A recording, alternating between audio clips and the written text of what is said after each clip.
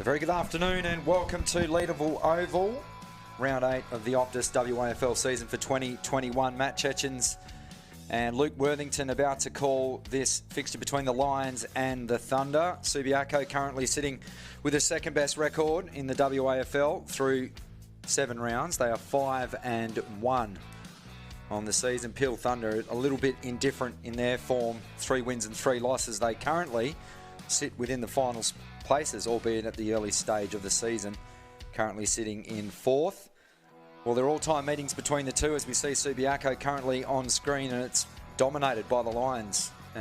61 games, 50 wins to the Lions, and Peel with just the 11. And they had the rub of their last meeting as well. Subiaco defeating the Thunder 10-15-75 to 5-8-38. That meeting back in round 5 of 2020. A full complement of fixtures around the WAFL for round 8 this afternoon, with Claremont taking on East Perth, South Fremantle and West Coast, Swan Districts and East Fremantle and West Perth and Perth. That a later bounce there in the northern suburbs of Perth, and we'll keep you up to date with all of those scores. Luke Worthington, very good afternoon to you as the players get into position. It's going to be an interesting one today, Matt. Low scoring, scrappy football. The Smalls are going to need to stand up big, for lack of a better term, and really work on crumbing in the 50-metre arc. There's some patches that we'll see on the screen shortly as we pan to the left side of the screen that I think are going to be some dangerous areas. Yeah, we might call that the Jacques Cousteau and the deep sea diving to the left of screen, and that's where the Lions are heading as they get the first clearance of the game, and inside 50 for the first time through Kitchen. And Peel Thunder looking to stand up. No breeze whatsoever. 18 degrees. We're looking at about 4 millimetres of rain over the next couple of hours here in Perth, and possible thunderstorms. But it's a little eerie out there at the moment because there's not a breath of wind. Weird to think, not a tree leaf or a windsock moving in sight, despite the inclement conditions we've had today. So the ball gets tossed in. Lloyd Meek playing for Peel Thunder today. Experienced at AFL level, and he'll be locking horns with Delahunty, former Sandover medalist. And we have another stoppage on the outer side of the ground. Will Schofield there on screen, and he's been a fantastic addition for the Thunder. We know what such a big tank and running power that he has and ability, and looks to be starting on the ball today, interestingly enough, and he has pinch hit in the ruck. So Meek won it down, and get used to seeing a lot of this today, folks, and that's tighten the clinch at the coalface with another stoppage. Meek with another decisive hit out. Stepping through a little bit of traffic there was Marsh. He's been in fantastic form. That's a good sliding mark. Ben Sokol, he'll be a dangerous forward today. That kick too hot to handle for Kitchen. Bit of a scrappy hand pass back into the middle of the play. Stainsby went off the ground. Bit of a chaos ball in the end. Gets it back now. We'll kick off a step. Is this going to be our opening goal? It won't. It just fades away to the right. Was good there from Stainsby. He managed to get wide open right in that dangerous area. It was just the little bit of off balance on that step. Maybe we'll be underestimating how much the ground might come out of these guys' boots today and things of that nature. So both teams coming into this fixture, they play a Route 1 brand of football. 2 of the highest kick to handball ratio teams in the competition. Delahunty proves that. Straight up and under. Pearce will track the ball back, and there's that massive Olympic-sized ball in the left forward pocket. So the players will need to snorkel at that end of the ground, and that's out of play. A low-scoring, tight game in the reserves, also taken out by Subiaco. It was a good one. I caught the end of that. Very solid towards the end of that game, both teams, and Subi setting the tone early, perhaps. About 80% of the players within the 50-metre arc at the moment. Schofield applies a good tackle. And on the shutter guard scoreboard, we're still awaiting our first major of the afternoon.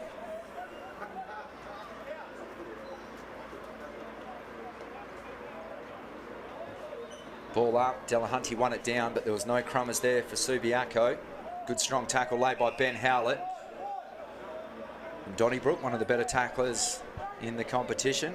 Keeping our eye on Jackson Merritt today as well. He's had a fantastic season. And Braden Lawler, he generally steps up against Subiaco. That's a high free kick going the way of Will Schofield. 37 disposals last week, Merritt. up from his average of 25. So really getting amongst it, the former Essendon man. Schofield missed the target with that kick, and we've got a stoppage on the edge of the centre square. So Peel with some slow movement to get some territory back. Numbers around the ball have spread out significantly. Subiaco, Crummett, they're going to kick it inside 50. Delahunty moves it in deep. Really good strong play there to muscle him off the ball. Goes to ground one more time. Peel defenders doing work. It gets tied up. Alex Pearce will be an easy pickup for us in the commentary position with that mop of hair. Yeah. Collected straight away, went to ground. Couple of players try to hack at it. They hack at it one more time, but it was caught in the air. Peel in a dangerous position here. Can Subi keep it in? It looks like they have. Trying to move it forward. Thought he might have dropped it. Wrapped up was Brote. He manages to get the handball out to Sokol, but the whistle blows before he managed to get that kick around the body. Stepped out of bounds. I think the umpires are going to have a big part to play today, because whether they swallow their whistle on the almost the rugby style ruck and maul on the ground, or whether they quickly end it and want to get the game spaced out. Depends on how they want to manage it. Off a step towards goal. It was Delahunty with an early chance. That'll be Subi's second minor of the day. No, he's kicked it out in the full, only just. My apologies. But he's getting active. He's Delahunty. He's up to 3 disposals already, Luke. So Pearce moved it forward. Peel just a chip through the middle, but the call was play on. They're going to have to get it out of there in a hurry, and the mark's taken in by Delahunty. Good jump there from Subiaco, and he kicks it inside 50, finding Harrison Marsh. Marsh rushing back. Body's moving around down low. What does he do here? Backing himself in this condition, in these conditions, could be tough, but like we mentioned before, not too much wind, so he'll be taking a run up from the pavilion end by the looks of things here. Man on the mark, standing at about 47 metres. And here he is. The distance looks okay. It'll fall just short of the goalpost. No, it went through. And an outstanding opening major for Subiaco. Harrison Marsh gets them on the board. The former Sydney Swans man, averaging 25 disposals this month, this season, has put up Subi's first major of the day. And I don't think he even expected that when it came off the boot. Well, he kicked his 5th. You could hear the sound of it as it left his boot. He got plenty of it. As we have a look at the CD Dodd replay, kicking all of 51 metres. He liked it. Brother of John O'Marsh, obviously the East Fremantle, former Collingwood and St Kilda star. Pretty talented family. I believe their grandfather played VFL football as well, but coming off 32 disposals. And that was his 5th major of the season. So it's taken us all of 6 minutes to kick our first here at Leederville Oval. Dangerous sliding in. We've seen that over the last couple of years at all levels of footy. The umpire's doing a good job of protecting the players. Cam Jones, Lewis Jago and Keegan Titterton are the field umpires today. Here comes Kitchen. That's a spearing pass, but straight down the throat of the tallest man on the ground. 203 centimetres of him, Lloyd Meek. Used his allotted time, and I think this is about the furthest we've seen Peel advance the ball, and they still yet to get it in their own half. So Subiaco, we know what a strong defensive team they are. They've given up the fewest scoring shots and goals. Another spearing pass from Kitchen. Bit more of a contest at centre half forward. Spinning out of traffic was Clark. Kicks into the pocket. Pearce leading the chase back. Lost his feet. Dangerous tackle there, but the umpire lets them play. Well gathered by Weston. Fed it off to the teammate. Bit of a dodgy bounce there for Cullen. Got all the way back through to the Subiaco defender, who pumps them back inside 50. O'Driscoll went back. Couldn't take an impressive mark. Now, was that correct disposal? No. So the forward half pressure starting to pay off for Subiaco. That's their 6th entry, almost inside forward 50. Peel yet to get it past the bullseyes. Strong tackle laid by Liam Hickmott. Hickmott, 19 disposals last week. He was playing up in the reserves until 2 weeks ago.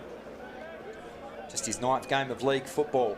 Can he cap off what was an impressive tackle? You bet he can. He'll be stoked with that. His 2nd of the season and the 2nd this afternoon for the Lions. And Peel Thunder will want to be wary and not let Subiaco, it's fair to say, have a look at the CD Dodd replay. That was a excellent ball drop, kicking through the line of the footy. A couple of players to keep an eye on today, Luke. Obviously, Greg Clark, the number 12 for Subiaco. Yep.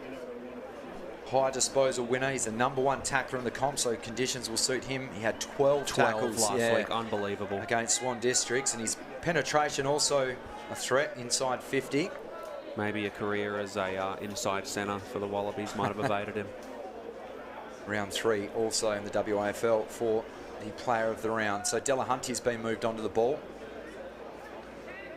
Meek somehow extracts the football. Schofield's been moved up the ground to centre half forward. Can only get his shin to the football on that occasion. Dumped in the good tackle. Now finally, Peel get their first forward 50 entries. That mark going to be paid through the hands of Hancock.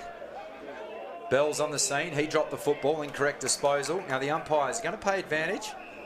Well, he did, and now he's going to bring it back to Angus Litherland. Players squeezing up the ground at the moment. That's a long clearing kick. Meek tracking the football. Elects to spoil, not mark. Can Subiaco keep the ball in? They can. They walk the tightrope on the outer side of the ground. And finally the boundary line wins, and that is out of play. And what are Peel going to need to be looking to do here to try and capitalise on something? It's been 10 minutes for one inside 50 entry, Matt. Well, they've kicked the most goals throughout the season. They've kicked 91, and they've got the best efficiency as well. So it's a matter of just winning the football at the coalface and getting it forward, because they've shown that their forwards can have an impact on the scoreboard. It's just a tick over 3 entries per goal at the moment. So they've only had the 1 at the moment. So they'll need to get more clean football, and their disposal needs to clean up a little bit there. So, mind you, the conditions aren't going to help, Luke. Scrambling out of the back 50 for them there. Ball goes to ground, wrapped up in the tackle. Umpire will have it. They gain some territory there. It was a solid play from Reece Conker. He was taken out of the Dockers' side for their clash with Sydney. David Hale telling the West Australian that he'll be back at Peel on a conditioning stint, essentially working on his ability in the contest and the way that they want to dispose of the ball in the back half, as the ball finds Clark now for Subiaco. He was bumped off the footy hard by Thorne, but it goes straight back Peel Thunder's way, and the mark was taken uncontested by Kyle Stainsby. So Delahunty up to 6 possessions and Lee Kitchen with 4. So the usual suspects doing it again, and that man on cue. And there it is again. Went into the puddle that we're going to see in the pocket down there more than once today.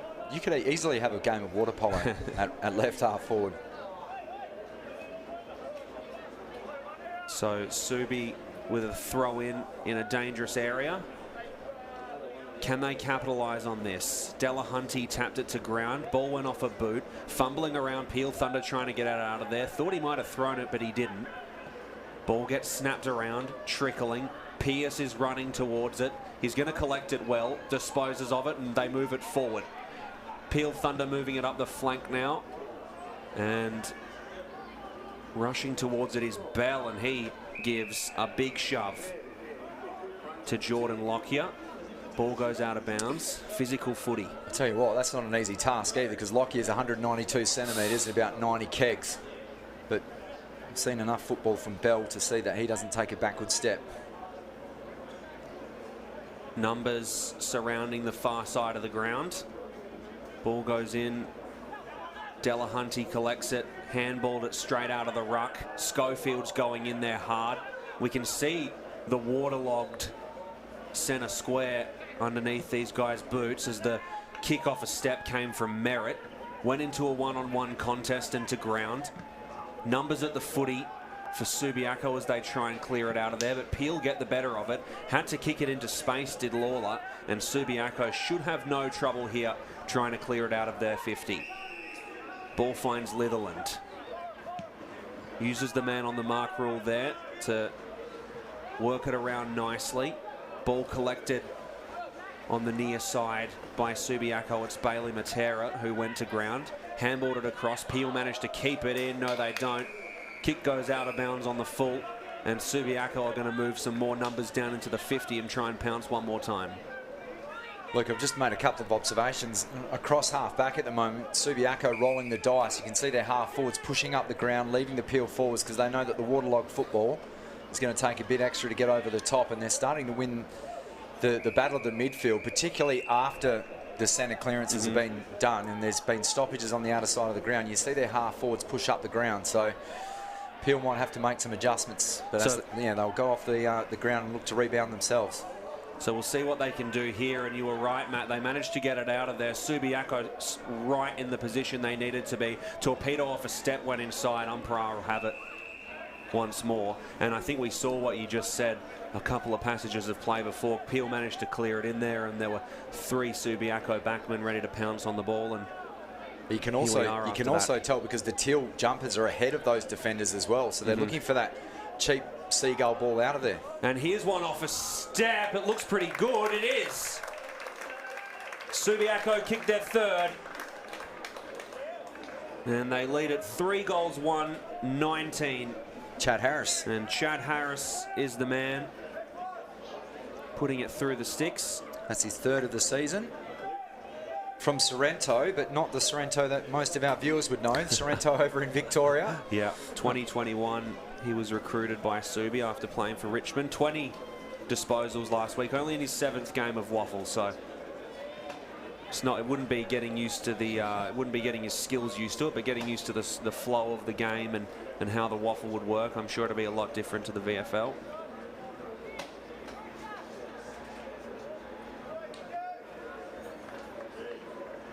So Meek dominating the hit-outs in the early passages of this game, but he's been moved off the ball. Coming on now is Lockie Cullen to give him a bit of a chop out in the ruck. Let's see if that can change their fortunes. That was a heavy collision there. Merritt got spun.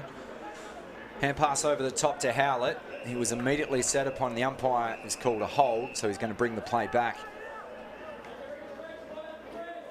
into the hands of the journeyman of Peel, Ben Howlett. 98 games in the WAFL after playing a few in the AFL at higher level. Steps around the player on the mark and can send them forward. No mark taken. Kitchen there to apply some heat. And another ball up.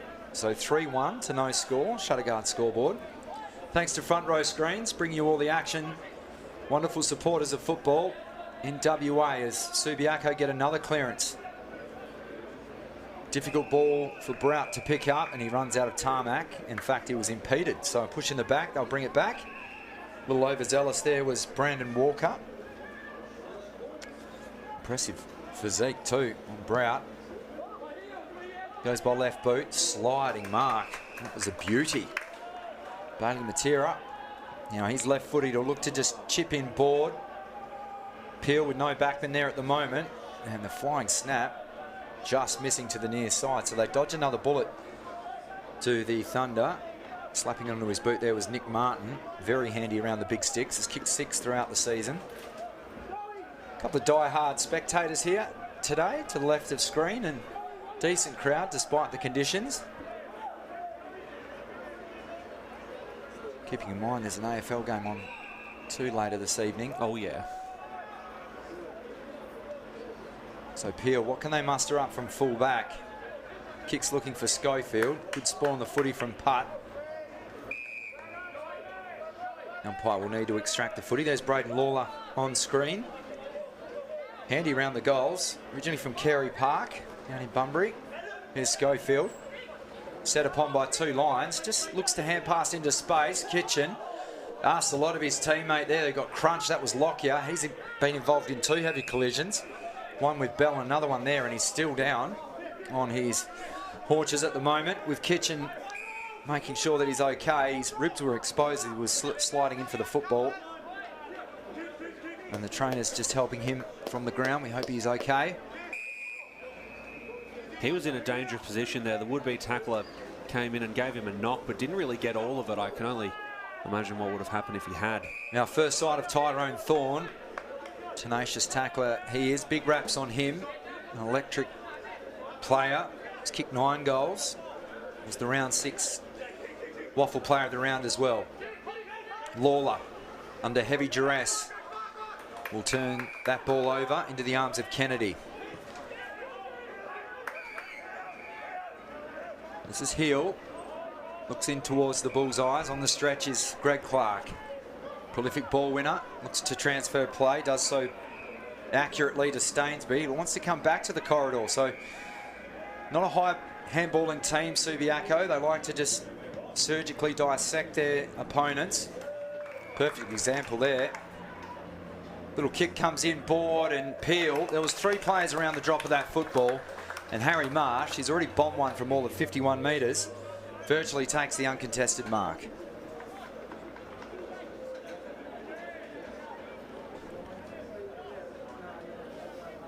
We've seen the intent from Subiaco. They're pushing their half-backs up the ground, and when the ball's in hand, they're looking, despite these conditions, to play the kick mark game.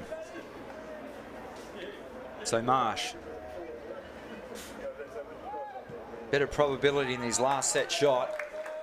He is a beautiful kick of the football. Becomes the first multiple goal kicker this afternoon. And just like that, Subiaco have 4 goals as we step through the 20-minute mark of this opening term. CD Dot. You can have a look. Any kids watching that at home. Toe straight. Perfect ball drop, and it sails through the big sticks. The alarm bells would be ringing to our right in the Peel Thunder coaching box. I think Subiaco's ball movement has been exactly what it's needed to be at this point. They've switched it, moved it around when they needed to, been hard at the fall of the ball, and Peel Thunder maybe just a little bit stagnant at this point. Big leads as well that are given up early in stages and conditions like this, so hard to run down because of the fatigue factor with the heavy ground, but also the waterlogged footballs as well. So Peel Thunder need the next 2. That is the understatement of the year. Greg Clark running as the footy moves into Subiaco's 50. Peel managed to get it, kicked it out of there. Solid sequence of play from them to get it forward to Sears. Sears chipping it to the corner of the centre square. It's Randall. Randall, a stabbing kick. And the ball moves forward one more time. That's the kick that just keeps. An unfortunate turnover in the corridor. This is dangerous here for Peel Thunder. Clark's moving it in fast. Got the handball away to Ferrone, and the kick goes forward. A mark taken easily in the pocket by Ben Sokol. And their Lions leading goal kicker, what a prodigious forward he is, but that was just a simple turnover. We're not going to rag on players for that in these conditions, but Subiaco roll the dice across half-back. They take a mark, and then within 3 kicks, they've got a set shot for goal. Was their leading goal scorer 3 seasons ago. 10 goals, 6 on the year. And there's his 11th to give them a 32-point lead at this early stage of the game. Subiaco, 5 goals to 32. They lead Peel Thunder zip with 22 minutes of rolling time gone in this one. Well, Sokol's had 6 goals in his last 2 rounds, Luke, but he has struggled across his career against Peel. He averages 2.07 goals per game against all opponents, but that drops to just 1.5 or thereabouts, to 1.5 goals per game. And he was actually held scoreless in their last meeting in round 5 back in 2020. So that one sailing straight through. And saying that, you have a look at his career record at the moment. 97th game and 201 career goals, make that 202. Ball fantastic hits the forward. Deck. Subiaco move it out of there through the corridor. Collecting it again, swarmed by the Peel Thunder midfielders. Ball gets socket forward, socket again straight away. And the mark was nearly taken, wasn't 15. Snap around the body, goes inside 50. Falling behind the pack nearly. Peel Thunder collecting it. Got a good run with the footy, did Conker. Kick goes forward. Mark was nearly taken in by Walker. Trickled off the Subiaco player into the puddle here, and this could be interesting. Turf and water flying everywhere, and might have been caught there was Hickmott, but he wasn't.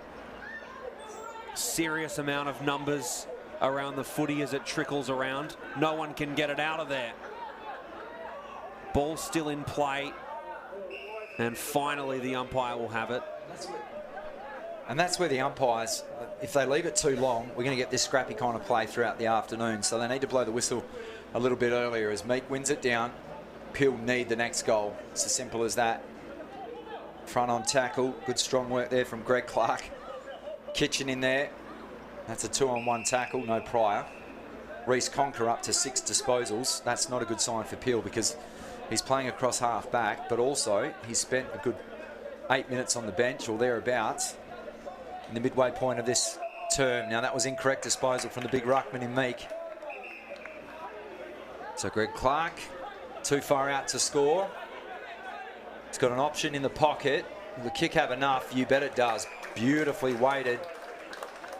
And he'll just wheel around and play on. Will it straighten? Not this time. So cool. From a tighter angle from where he had his set shot, elected to play on, wasting no time, and unfortunately misses to the right-hand side. So Peanut with the kick-in duties this afternoon for Peel. No players down the corridor at all, so they're spaced out towards both flanks. One-on-one contest, outer side again. Subiaco with the numbers, they bring it in board. Forwards loose everywhere. That kick just travels the required distance. Another opportunity for a set shot. Might get Luke to check the inside 50 numbers shortly. I can tell you that Peel's only had one. It's just a matter of how much the team in maroon and gold to the left of your screen has mustered. Oh, it's 16, and there was that other one from Peel that trickled in just before as well, so 16-2. Yeah, so very shallow entry. This for 6 goals for Subiaco, not this time. Distance was beautiful there. No issue, they've got some long legs. So Subiaco on the Shutterguard scoreboard, out to a 34-point lead now. You'd imagine the quarters would go a little longer than the average in these conditions with the amount of ball ups and boundary throw-ins. Conker looks to clear out towards Meek. Couldn't take the mark. Trying to break through the tackle there was Gyro. Had to feed it out wide, out towards Walker. Happy to seek the sanctuary of the boundary line and steps over. So if you have a look at the moment, Meek, Delahunty will come to meet him on this boundary throw-in.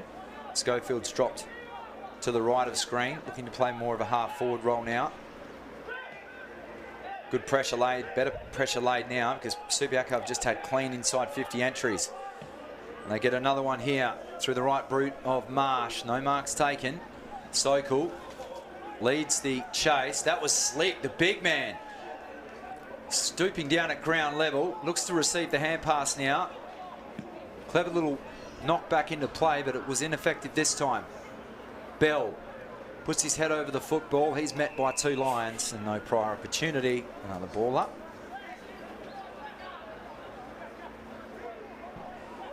It's going to be a lot to ask for Peel to kick their first in this term, but they don't want to concede another late goal. Slick hands from Howlett. They move it out the side door now towards Schofield. Spoiled away from him. And they've got options in the middle, but the kick's poor. And they turn it over yet again, uncontested now. This is Hickmott. Subiaco with numbers on the near side.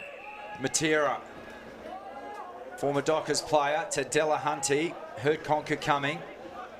Looks to butter up again, does Conker. Brilliant core stability, just the contested football. Peel look to move it forward. There's that mark taken. So finally they get a bit of link-up play. Randall. Little chiseler over the top. Lawler. Looks to lower his eyes towards Bell in the pocket. Slapped away from him. 2-on-1 numbers favour Subiaco. They'd be happy with the boundary. So we finally get to see how Peel will set up in a stoppage at right, in the right forward pocket now, Luke, and they need the next goal. This has been the best sequence of play they've had so far, and they've been rewarded for it. They desperately are going to want one as the ball gets thrown in. Delahunty taking it immediately, got the clearance straight away to Kennedy. Kennedy trying to snap it around the body. Schofield comes in on top of it. Now here's Howlett. He got swarmed by a pack of Lions, and they'll clear it out of there. And that's the end of the quarter, so Peel Thunder couldn't quite get the last one they needed. 5 goals for 34, Subiaco trailing Peel Thunder 0. Only 3 inside 50 entries, and Subiaco, we know that they are the #1 tackling team in the competition, and they're an excellent defensive side. They've conceded the second fewest shots and the league's stingiest 67 points allowed per game at this stage. They're on track for a clean sheet, so those two men will be very happy on screen, particularly Lee Kitchen, who's been active throughout the first term. So the rain stayed away, but the ground is heavy and the puddles still remain. The only rain we've seen is to the left of screen, and that's goals. Quarter time here at Leederville Oval. It's the Lions, 5-4-34. Peel yet to score. Don't go anywhere. We'll be right back with all the action of the second term.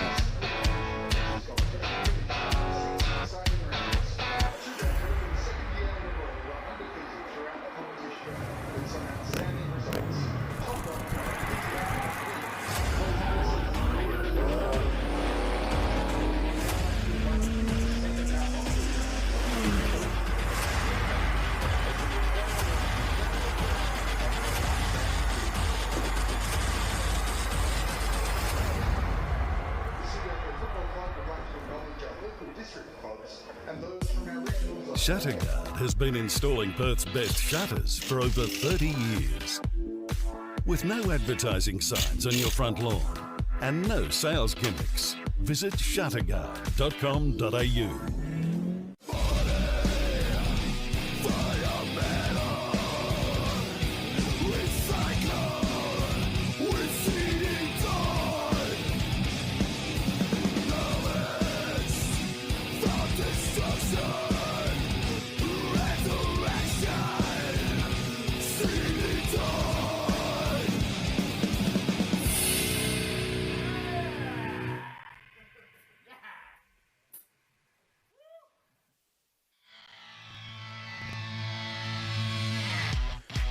Live scenes from Leederville Oval. Tendai Mzungu, former Fremantle Docker and GWS Giants player, just addressing some of the backs at the moment. They've had to stand up to an artillery barrage from Subiaco at the moment. 17-3 inside 50 count.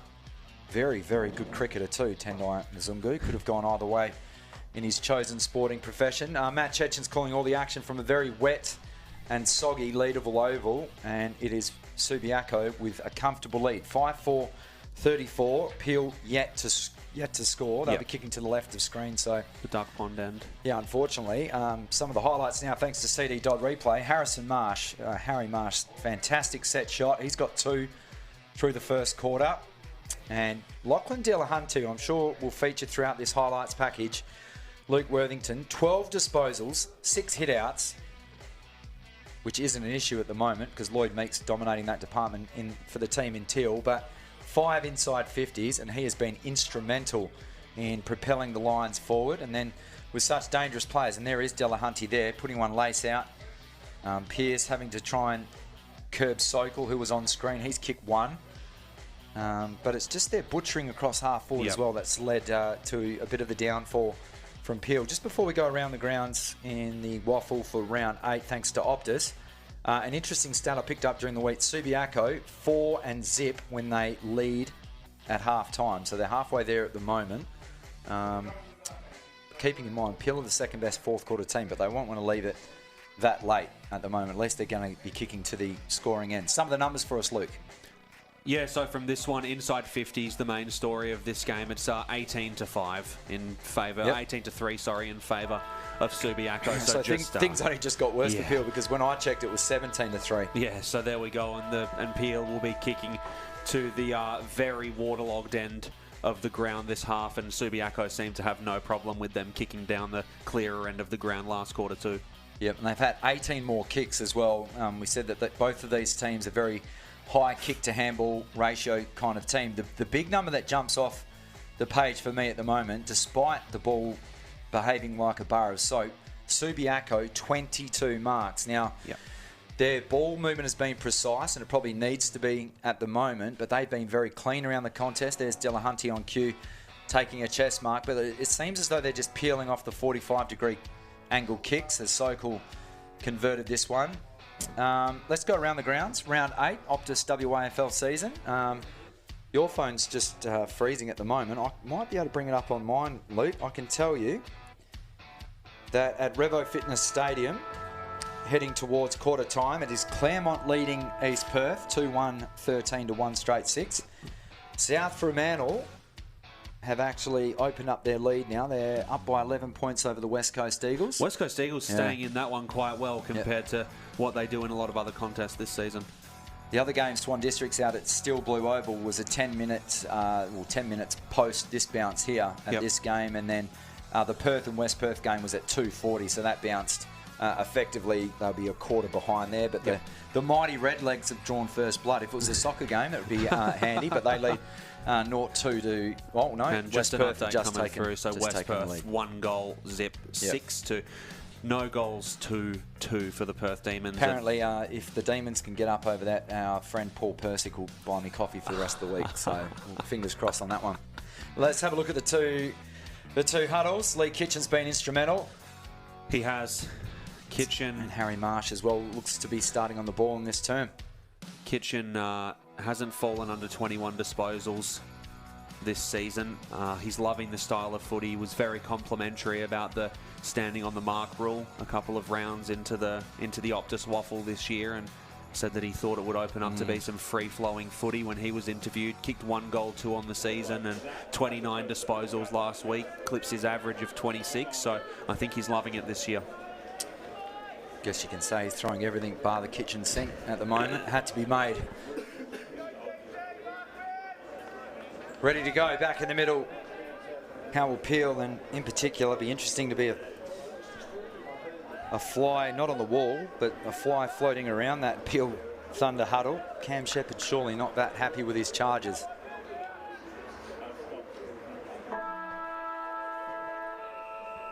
That sound indicates that the second term underway. Subiaco to the right of your screen. Meek towards Schofield. No room to wriggle out of that tackle. Despite the flailing legs and arms. We'll have another ball up, so the umpire's not wasting time. Well done, Meek. Won it down. Out the back is Marsh, looking for Kitchen. Went to ground and somehow ducked under the tackle. Here they come, Delahunty. He's got a paddock in front of him. Likes to just play it by hand, and they get their first flying shot for goal of this term, and it's a little skew whiff off the boot. Peel Thunder dodge an early bullet in this second term, just the minor score. That is the first score that we've witnessed to the right of your screen. Thanks for joining us on Front Row Screens. Matt Chechens and Luke Worthington. A little bit of blue sky to the right. Don't mind that. Yeah, coming over the magnificent skyline, which is in Perth. Hopefully that helps my commute to Optus Stadium after this. So Conker plays on and drives it very long towards Schofield. May have given away a free kick. The umpire didn't think so. In on the scene was Gyro. But again, Subiaco just winning the ball at the coal face. That's an awkward spinning ball. Well done, Pearce. Couldn't have been easy to deal with that ball, and lays a good tackle on Matera. Former teammates at the Fremantle Dockers, no doubt. No love lost and no prior opportunity. Another stoppage. Inside forward 50 for the Lions. They haven't had a lot of trouble early in this term, Subiaco, as their opponents did, kicking towards this end of the ground, and I think we might see the floodgates open. Clark collecting it, and he looked very on there before the whistle went. Lloyd Meek, the big man, with a small kick to Howlett. Howlett slowing things down, waiting for some options to open up. Elects to kick it into a one-on-one contest. Ball came off a fist. Subiaco collecting it again. Harrison Marsh in the mix. He has the footy now as he gets wrapped up by Gyro. Standing, and the umpire will bring it in. going up for that one was put. Ball gets socced forward. Big theme of today's game. Ball nearly collected off the ground, but they're fumbling it around. Stabbed forward slightly. Peel Thunder collecting it. It's Conker. Conker with a kick over the top of play, and Subiaco, as usual, managing to be the first to the footy there. Litherland, he's had a terrific game so far and got there first. Now Harris. Harris towards Clark. Clark gets hands out to Martin. Martin putting it across to Put. Put with the handball through the middle to Brote.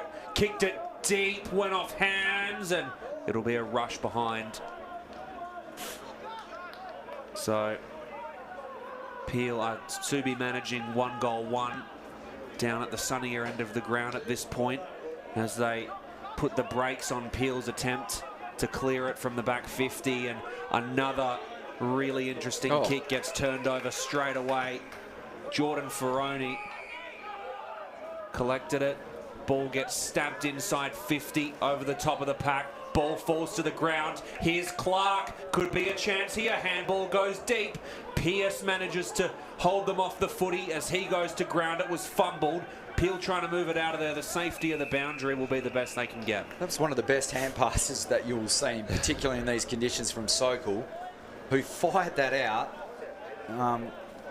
towards the boundary line, and unfortunately they just couldn't capitalise there. Subiaco. First time that the Thunder have brought it back straight through the middle of the ground too, interestingly enough, on a kick out. So O'Driscoll just hammers it down the line. Schofield gives his opponent one around the back of the head illegally. Chad Harris will reattach the cranium into the middle of the ground, and now there's going to be numbers for Peel. Bell. They transfer it out towards the outer side with an acre of space is Weston, but he's corralled, so he has to recede ground. Back to Howlett. That hand pass won't get there. So they look to be out, and then one poor choice results in what looks to be a stoppage at this stage. We wait for the umpire. So Peel, they just look to have clean possession then, and just a little slow getting the ball forward. Mind you, there was nothing ahead of Weston, unfortunately, for him to kick to.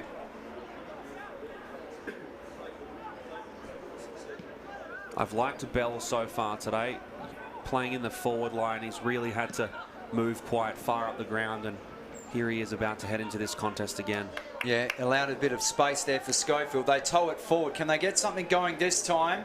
Subiaco hurrying back in numbers, and there's a pack of them. 4 of them could have raffled it.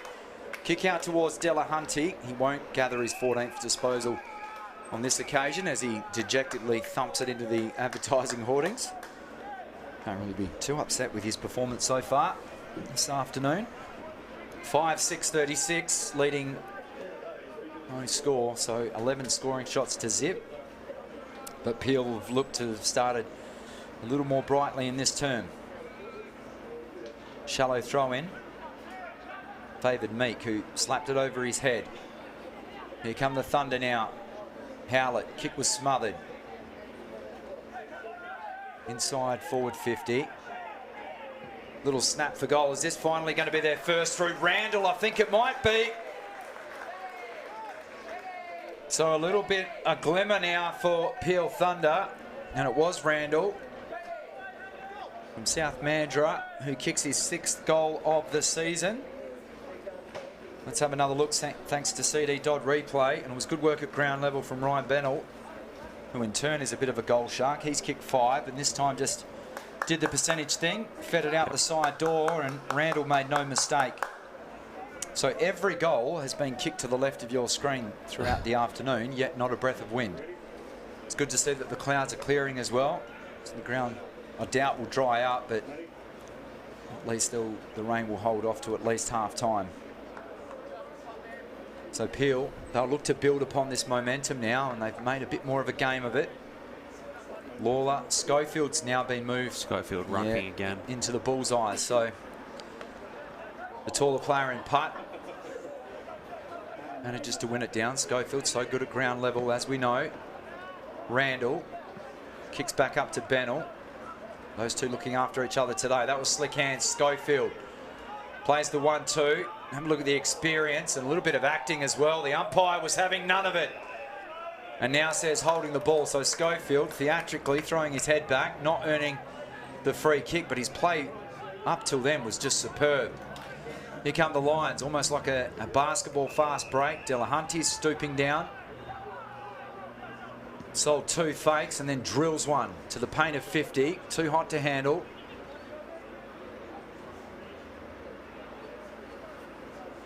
And the ball just trickled out through a set of legs. So both teams, I would presume, would prefer the boundary throw in here to allow better spacing than the ball up.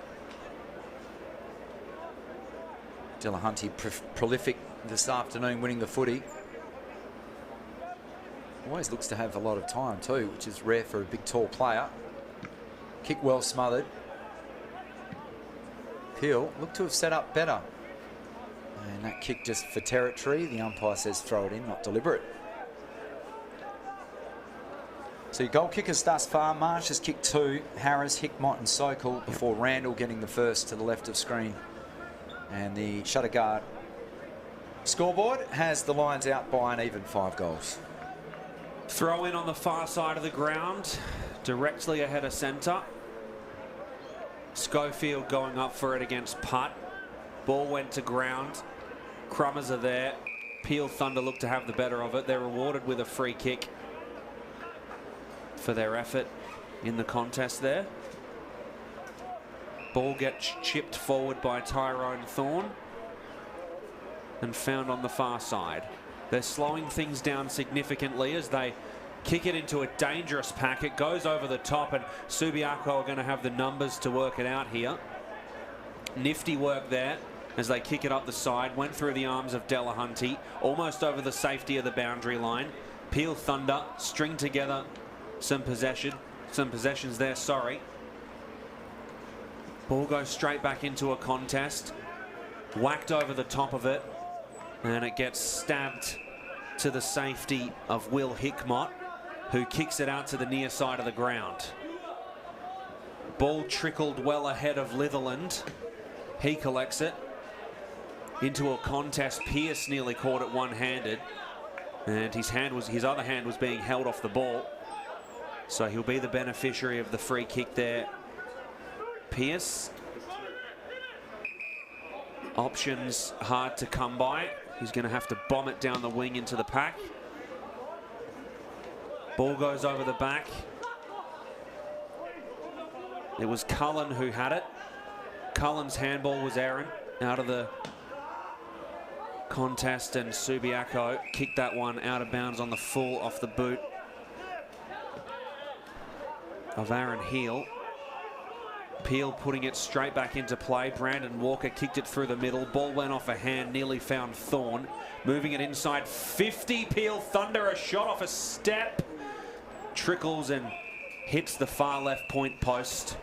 So a boundary throw in from deep in Peel Thunder's territory. Hopefully they are to benefit here. Coming straight back in. Ball went to ground. Delahunty in the mix. A lot of numbers around the footy. Off a step. And that one sails through the left point post. Peel Thunder on the board for a 3rd time. Yeah, Tyrone Thorne. So he's had a couple of impactful plays there. Unfortunately not kicking a goal. Kick comes in on the stretch. Kennedy draws a player. Hand passes over the top, but that player was hot. Had to get rid of it very quickly. This is better pressure now, so they kick around the corner through Hancock to a contest. Standing up well was Litherland. Can wheel around. Left foot kick is an absolute beauty, relieving the pressure. Fantastic little 3-4 minute spell from the Thunder. Even Lloyd Meek, that's a great tackle as well. Just getting hand to ball. Clearing it to the outer side. Delahunty will set himself. Strong mark just inside the boundary line. Brings it laterally. Another player off the chain. Now they've got numbers through the middle of the ground. On the end of this kick is going to be Hickmott. He can run to 50. Schofield looks to close him down. Flying shot from 45, and he snuck it home. So just a little bit of pressure at one end of the ground. That clearing kick was a beauty. Delahunty, they link up, and it results in basically an uncontested stroll into goal for Will Hickmott, kicking his first of the season. Thanks to CD Dodd, and the immediate response now from Subiaco may take out a little sting from the earlier goal of Peel Thunder. They are firmly in control at the moment. Hickmott, the 21-year-old from, well, sorry, the 20-year-old from Sorrento Duncraig. Just around the corner from where I grew up, actually. 18 disposal high last week in league this season. Second game this year. Sorry, 7th league game. And his second this year. And his first league goal in 2021, as you mentioned, as the ball goes to ground. Putt whacked it down there. Ball straight back into the mud. Peel Thunder get a boot to it. Running onto the footy, Subiaco. Through a dangerous area was Stainsby. And the ball gets turned back over to Tyrone Thorne, who chips it out to the wing for Valente. Valente still hoping to make his AFL debut. Well, there was big raps on him a couple of seasons ago. He went in that NAB draft, yet to make his first appearance, as you said. Ball pumped inside 50 by Braden Lawler, and over the top of the contest was nearly Bell. He comes up with the footy and gets the handball out of there. Conker had it, and it'll get turned back over to Subiaco. Stabbing kick through the middle, crumbed by Pearce. Worked nicely to Pina. Pina chips it in the direction of Schofield, who nearly took the mark one-handed. Running onto the footy, Cullen. Ball gets chipped as Litherland had trouble trying to move the footy through the duck pond. We'll just await the scores. The Russian judge, notorious for marking low off the high board. Boundary throw in, inside 50. How good was that little passage of play from Alex Pearce? He slid down at ground level, won the footy, and then laid a shepherd. Subi take it out of the ruck. Now that could be an interesting decision if it wins out, or it's going to be escorted over in the end by Brodie Lake. Chance for another pun there, but I'm not going to use it. I'll have the safety on. We might need that. Shallow throw in. Schofield through his legs. Trying to spin his way through a little bit of danger was Valente. Howlett. He's laid 5 tackles, as has Harry Marsh, the number 7 for Subiaco. Lawler, he won't take a step back. Having a few disagreements with Jack Beverley, another prodigious tackling talent for Subiaco. Wouldn't be a team I'd like to train with, I think, during the week. That area of the game, they excel. Up towards centre half forward, and we've got the non-officiating umpire from 80 metres away, spotting the free kick, rightfully so, Joel Weston. Stuttering approach, sends it end over end, not in a good way, but out of play, so Peel will take a little stoppage and a chance to draw breath. Almost 16 minutes have elapsed. Shutterguard scoreboard. A goal apiece in this second term. Subiaco with the early run. Haven't they responded after disappointingly in the shortened season, missing out of the finals? Who would have thought that would ever happen? Bell taken without it. That mark won't be paid. So Weston looks to centre it. The percentage play, but percentage defending as well. Double fist through for a minor score. Angus Litherland, he's been impressive throughout this game. Yeah, big time Litherland. He's stood up today with 9 disposals. Maybe just being shortchanged there a little bit by the reception on my phone.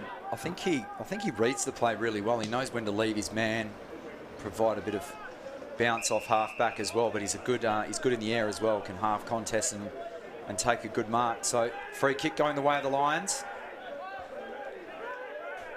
Rort.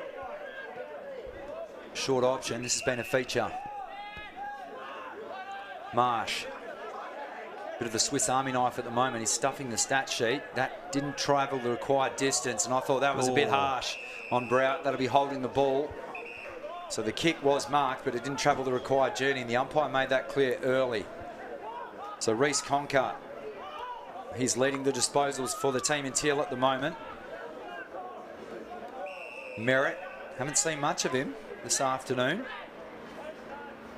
He's got an option over his right shoulder, and that's where it will go. So they recede ground. They can play the horseshoe.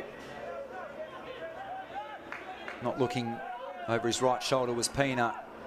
So he's going to have to go long to a contest. Out towards O'Driscoll. In front of Delahunty. Can he win that foot race? Paddles it in front of him. Delahunty did well to corral him. Was that correct disposal? Well done. Won the second ball. Here come Peel.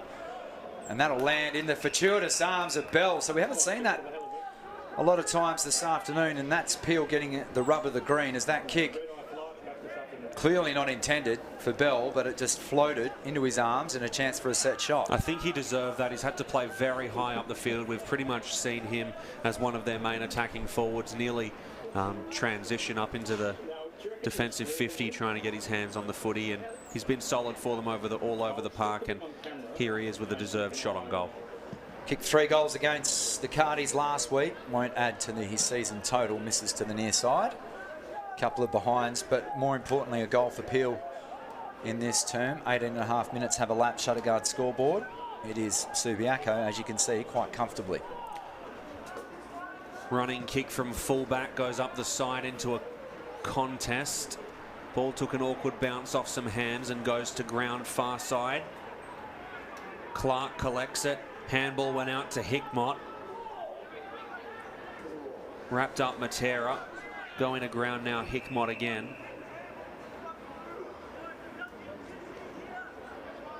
Umpire will have it.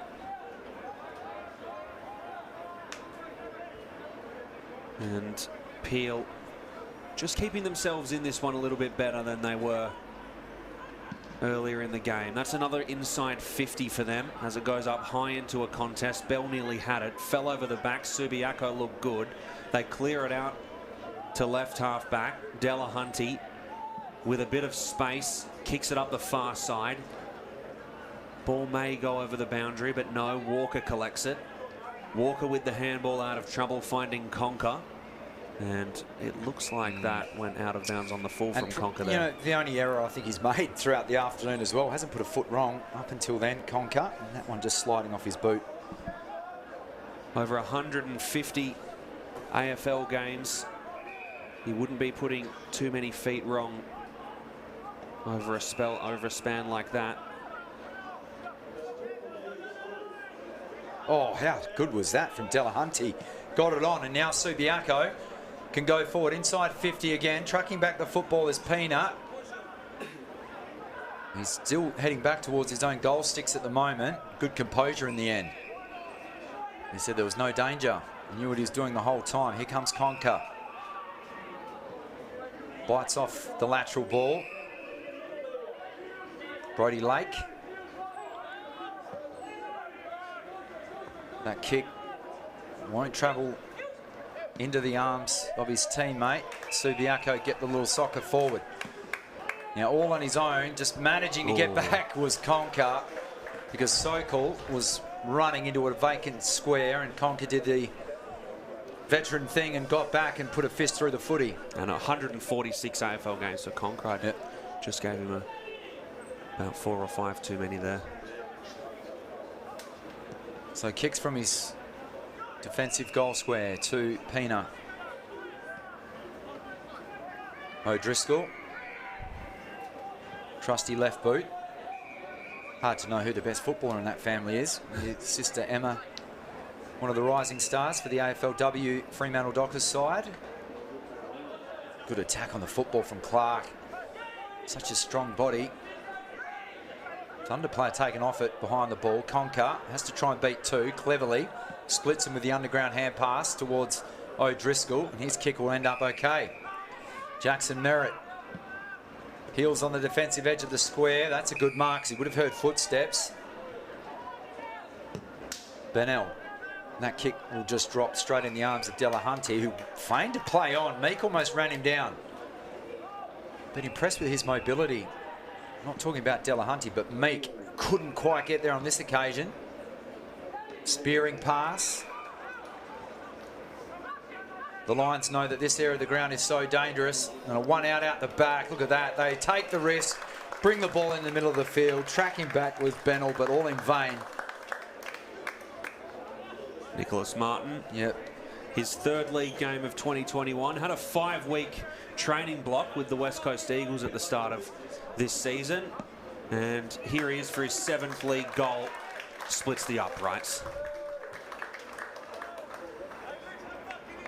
Subiaco 7-7-49. They lead Peel 1-3-9. 40 points the margin. 23 minutes gone in this, the second term.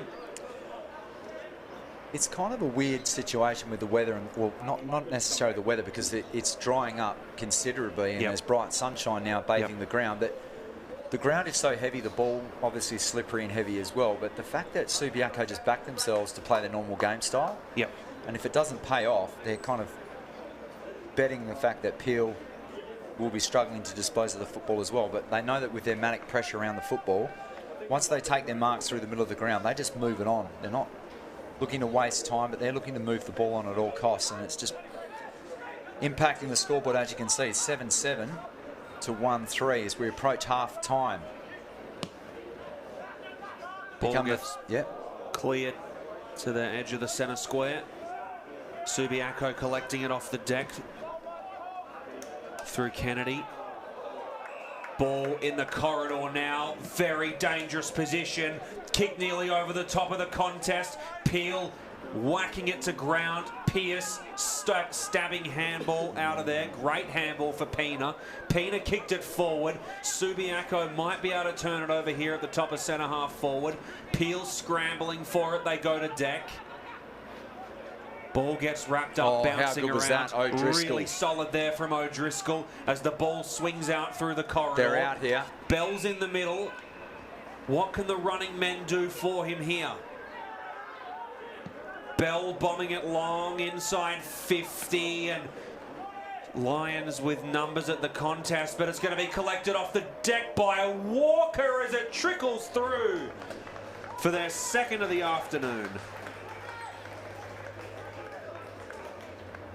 Sorry, it was Bennell who managed to stab that one through the middle. You have a look at that. Lovely crumbing goal as the heat was coming from Aaron Hill. And he manages just to use the conditions, allow the ball just a bit of a slipstream on the ground to just guide it through, much like kicking the ball on a slippery dip out in the backyard, just skidding through nicely. Great build-up play there, and I thought they looked for Schofield, who was outmanned 2-on-1, and the crumbs fell to Bennell, who made no mistake, but Tyrone Thorne had run all the way from half back and was either ignored or not seen, probably the latter. But it turns out okay for Peel Thunder in the end.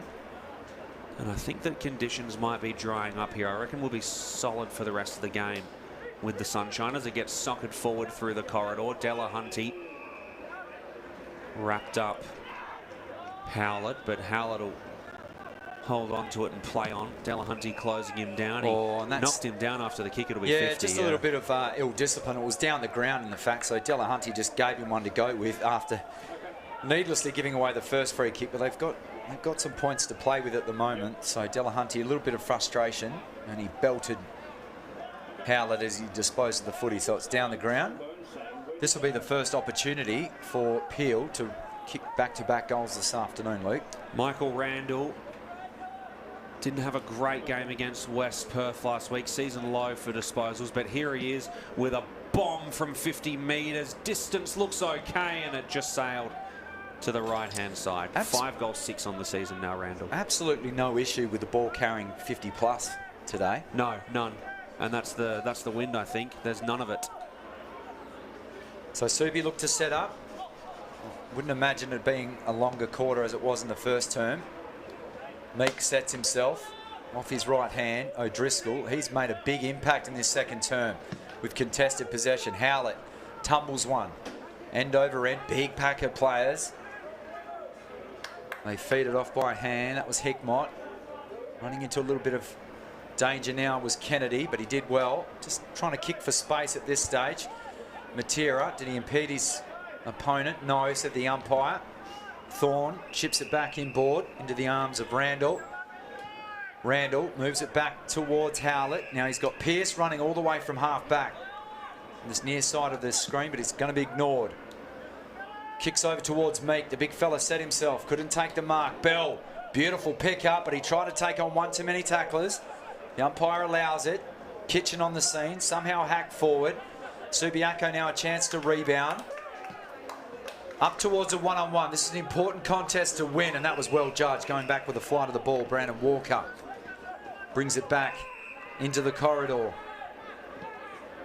Randall, that could be 50. Lucky not to give it away. Stainsby. I really like the way Walker tracked the ball back there. When he came into the draft, he was the #1 ranked defender for uncontested possessions and effective kicks. But that will wrap up the second half. 7 goals, 7:49. Subiaco, they lead Peel Thunder 2 goals for 16 Matt Chechens as the weather clears up significantly, helping the southern side get back in this one. And we must credit Peel Thunder as well. They could have easily have rolled over in that second term, but we know that they're a hardened team. They managed to win that quarter, believe it or not. 2 goals 4 to 2 goals 3. So for all of their efforts, they shade that term by a point, but better signs and something that they can look to towards the second half. I thought Nathan O'Driscoll was best player on the ground just in that second term, with his marking, but also sliding in amongst boots, his tackling pressure and just winning the ball at the coalface. And his ability, he's got very, very quick hands and accurate hands, as well as we see Reece Conker, experienced veteran, going over and having a word to that young man, who no doubt we're going to see at AFL level very soon. But Subiaco definitely would be the happier team heading into the main break. So as you can see on the Shutterguard scoreboard at half-time, Subiaco 7-7-49, Peel Thunder 2-4-16. We'll take a short break here at Leederville Oval. When we come back, we'll go around the grounds for the Optus round 8 action, and we'll also go through some of the key numbers for our fixture here. It is the Lions comfortably. Don't go anywhere. We'll be right back.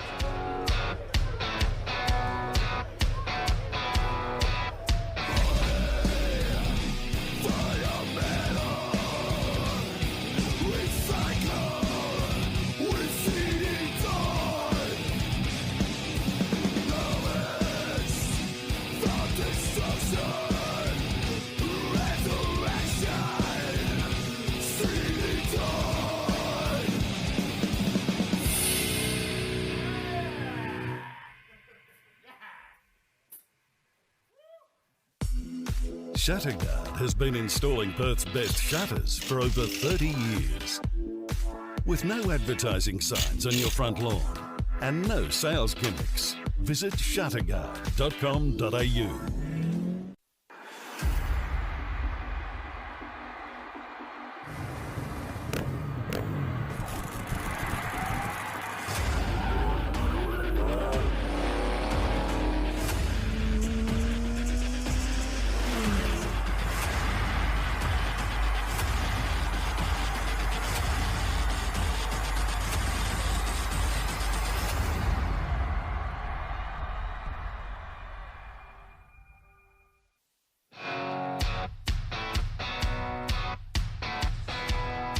Bright sunshine beginning to bathe Leederville Oval at the moment. It was pouring with rain earlier today. It looks to have been clearing up. The ground is very heavy at the moment, not affecting the youngsters, as you can see them out there at the moment.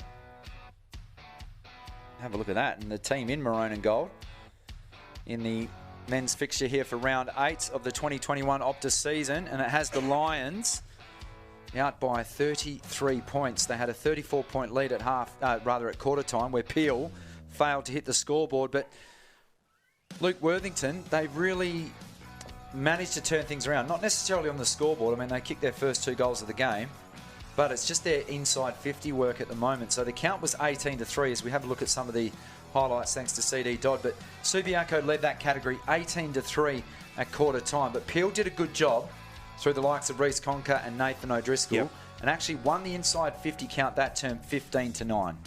Yeah, so 24-10 as it stands now.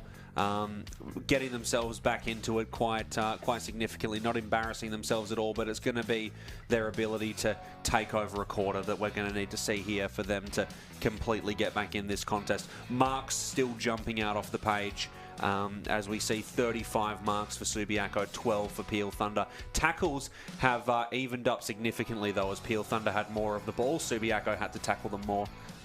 The thing at the moment with Subiaco, and we've seen this probably the last 5 to 8 years, they've been definitely the benchmark of the competition, along with Claremont, more recently South Fremantle, is their heat around the football. They're the best tackling team.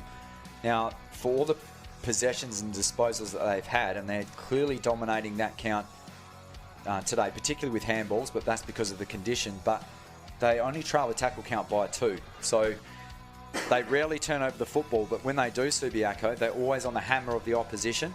I like the way that they're backing themselves across half-back. They're moving the ball into the corridor, and the deflating thing for Peel Thunder is for the repeat 50 entries that they had in that term to only win that term by a point.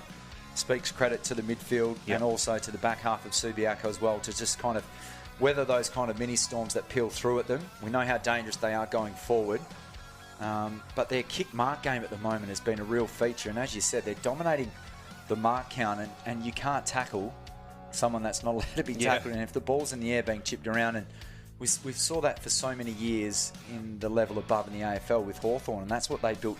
Their success was just peeling off those 45-degree kicks and making teams chase their opponents and not being able to tackle and getting out marked. So as you can see just here at the moment, like there's another chest mark taken by Hickmott. I thought his second term was good, but another uncontested mark there to Matera. Peel got a little thing. This is probably one of their better passages of the first term. That was the ball in the hand of Randall. And then you've got Reece Conker on screen, who's been a prolific ball winner so far, but you would expect that playing across half-back. It's a couple of good marks too this afternoon. That one by Ferroni going back with the flight of the ball, and that one not paid there. Schofield giving away a free kick, but that was a slick bit of work from Bennell, who fed it off. That was the first goal of the game for Michael Randall off a step. Credit Bennell for the slick hand pass, and Peel looked to be getting things going. And then have a look at how Subiaco take the game on here. Delahunty with a sliding mark. This is them on the near side, driving it up. Pearce, I think, has been serviceable. He's good at ground level for his size as well. And look, here we go with Subiaco just moving. We've seen this back in towards the middle, and this was basically an uncontested goal for Hickmott, who I thought was very good in that second term for Subiaco. Blair Bell, unfortunate not to take that mark. We might be able to quickly go around the grounds in the WAFL shortly as we're just rolling out through these results. Bennell was influential in that second term, apart from that kick there. And Delahunty, he has been outstanding. He had 12 disposals in the first term, 7 of those in the second quarter, but it's his inside 50 work as well that's proved to be a big plus for Subiaco. And that man that just delivered it lace out, Harry Marsh, has probably been best on ground as Nick Martin managed to get a nice cheap one in front of the big sticks. Let's go around the ground. Optus WAFL action for round 8. Some exciting matches so far. The match at Revo Fitness Stadium, Claremont 4 goals 6:30. They lead East Perth 4-5-29. So it looks like that's going to be a tight one there as they head into the second half.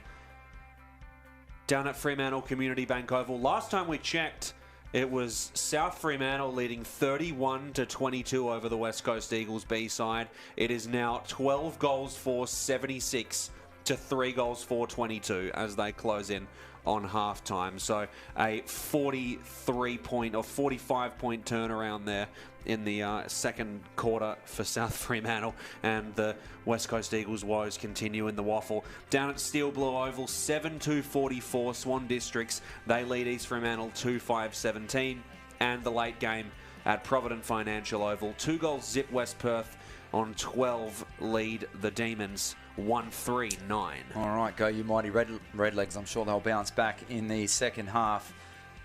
Well, as the youngsters are out there strutting their stuff with the help of Optus, let's take a look at AFL Premiership player featuring out there this afternoon. Will Schofield's return to the WAFL. It starts with yes.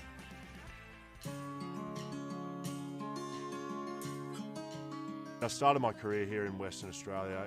I played most of my first year at Peel. It was kind of a good transition between junior footy for me and then AFL. It was that middle ground where I sort of grew up a little bit, and it was why I was keen on coming back here. I really felt like that did have a lot to do with me developing not only as a footballer but as a man. So Hawthorn have done it. Probably took a long time to get over 2015. When you make a grand final, you think it's the best thing ever, and then when you lose it, you realise it actually could be the worst day of your life. 2015 was just a horrible day. It took almost 3 years to get back there. 2018 was life-defining for me. My best mate was killed in a bike accident. After round one, went to the funeral in Victoria. Pretty much considered not coming back to AFL. I had my first child in June of that year, so that was a real wake-up call for me, and it was great. Fatherhood, changed me a lot. It was a huge roller coaster ride for me that year. Really feeling like my whole AFL life, it was all just gone, and I missed the opportunity. I was not going to get the opportunity to validate my work by playing in a premiership. I wanted that opportunity to, in my mind, validate my worth as a player, but as a person. The Eagle has landed for the Premiers in 2018. Having won certainly helped that, but I've definitely come to realise your value isn't what you are as a player, it's what you are as a person. Yeah, well, really, when Scully decided to finish up playing at AFL level, I think he was lured naturally back to Peel, because this is where he played his football before he played AFL, and he felt the sense of the community down here, and he's got a young family. So from what I can understand, it was quite an easy decision for Will to come back to the club, and yeah, we're definitely thankful that we've got him. Like sort of any player that comes out of the AFL, you're exposed to an elite level of everything really that comes with AFL. Training, diet, mentality, you name it, we've seen it at AFL level. So I guess some guys go into coaching, and not really for me. I don't really see myself as a coach, but I do like teaching, and I like leading young men. I know he's really optimistic about the young talent that's coming through here at the club, so it's been great for him to run our Emerging Leaders program with our Colts and our senior emerging leaders. There's no doubt that he'll help those guys develop. I do it fortnightly. We work through everything I've learned as an AFL footballer. So it's a little bit of a masterclass for them on leadership, but really it's about being a better man and leading better as a person, understanding yourself, and giving you a platform to succeed. If the guys go out and get drafted, I'd be proud, but it'd be awesome to see. But if they come out and they've learned something and they're able to be a better person outside the footy club, well, I've probably played my role.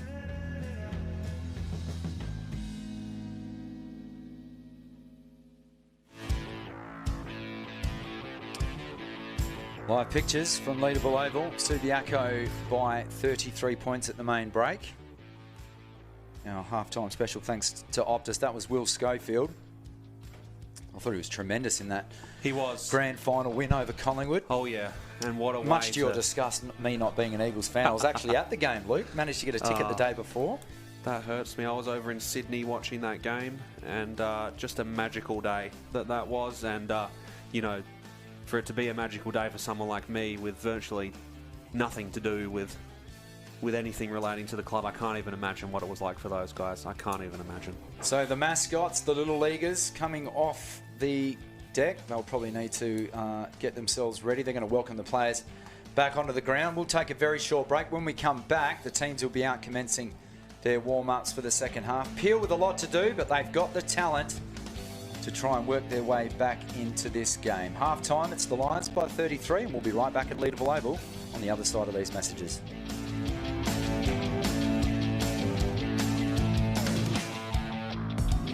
Shatterguard has been installing Perth's best shutters for over 30 years. With no advertising signs on your front lawn and no sales gimmicks, visit shatterguard.com.au.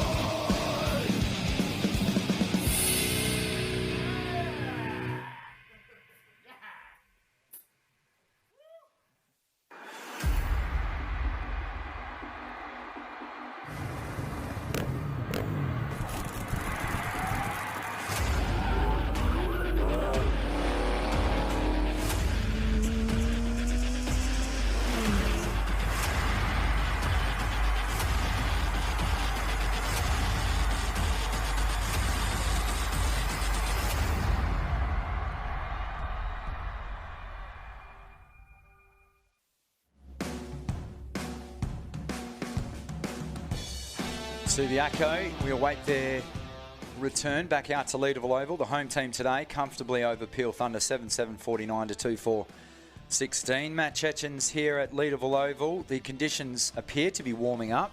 The clouds have returned, but it's been a skillful game despite the wet conditions, in particular the team in maroon and gold today, Luke. Absolutely, Subiaco phenomenal. Delahunty taking over a first half in just perfect form for a WAFL ruckman. They do have the ability to just take over a game like this in this league. Greg Clark helping him significantly, two of the biggest men on the Subiaco side, as nimble as ever through the middle, those two. Reece Conker for Peel Thunder has really helped them, the 146 game AFL player. Jarvis Pina's been in the mix. I've really liked the work of Brandon Walker, really highly touted defenseman, an AFL prospect. Litherland's been solid too for Subiaco. So live pictures brought to you by Front Row Screens. I tell you what, absolute outstanding in the field. Corporate events, concerts, sporting events, advertising, you name it. We were at Laugh Lane Park the other week, Luke. They even provided the LED scoreboard for that game as well. They can do it all. Beautiful. So yeah, the LED screen. Matt Williamson and the crew do a fantastic job. FrontRowScreens.com.au. They are the best in the business and wonderful supporters. Have a look at our magnificent work from the cameraman. A couple of people having a dip in the deep end of the pool. I hope they've got their level 10 or 12, whatever it is, certificate at the moment. I'm not sure whether they have to legally supply lifeguards for any water that's that deep. And speaking of in deep water, that team on screen at the moment, but they do have the talent to work their way back into it. They've got AFL talent in Conker and Pearce, and who knows, potential AFL talent in Tyrone Thorne, as we see Lee Kitchen, what a player he is, leading out this formidable Lions outfit. And I wonder what would happen with this Peel Thunder team if this AFL talent had the chance to play with each other week in, week out, rather than players dropping in and out of the lineup, conditioning stints, etc. I mean, this is one of the most talented groups in the competition, and I think that even a month straight of a consistent lineup would really, really help them. Subiaco, on the other hand, a team that rarely struggles with issues like that. A very consistent side. Players that are going to be really solid WAFL performers for years to come. So as the players commence their warm-ups, and they would want to after cooling down at half-time, let's go through and have a look at some of the highlights this afternoon, and in particular, the goal kicking, thanks to CD Dodd. This was the first of the afternoon. You won't see better set shots in these conditions. Harry Marsh, all the 52 metres out, to kick the first of the afternoon. Liam Hickmott out of Sorrento Duncraig. He knew that was straight through the minute he left his boot. And then just a scrambled goal here, resulting in Chad Harris. What an addition he's been from Victoria. And Harry Marsh, this one a lot closer than his first one, but just such a lovely execution of the drop punt. And Ben Sokol, who statistically struggled somewhat against Peel Thunder. His return not as high as against some other clubs, particularly South Fremantle. And then the first goal of the afternoon for Peel Thunder. So all of this to the left-hand side of the screen, but with no breeze to speak of. And this was a gimme for Hickmott. Schofield not doing enough, couldn't get there in time after a turnover in midfield, and he made no mistake. And this was an absolute gimme after a good, again, play through the corridor that started with Delahunty marking at left half back, results in Nick Martin stabbing it through, and then clever bit of work from Ryan Bennell under a bit of duress, just putting the ball on the slip and slide. That is the goal square, and that trickled through. And I'm sure that the Thunder faithful would like to see more of that in the second half. Players just getting into their final huddles, their final G-ups before we recommence the third term.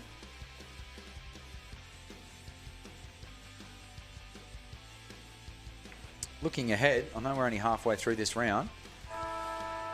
Be some very interesting fixtures at interesting times next week in round 9. Thursday night football, Perth taking on Subiaco at Mineral Resources Park. That's a 6:10 p.m. bounce. Claremont will host the West Coast Eagles reserve side at Revo Fitness Stadium on Saturday, and Peel will lock horns with Swan Districts, who, it is fair to say, they are the surprise packets of the season. East Perth will take on West Perth on Monday, and East Fremantle taking on South Fremantle at New Choice Homes Park. Both of those bounces at 2:10, and rightfully so. They are the traditional derbies, East Perth and West Perth, and also the Sharks and Bulldogs.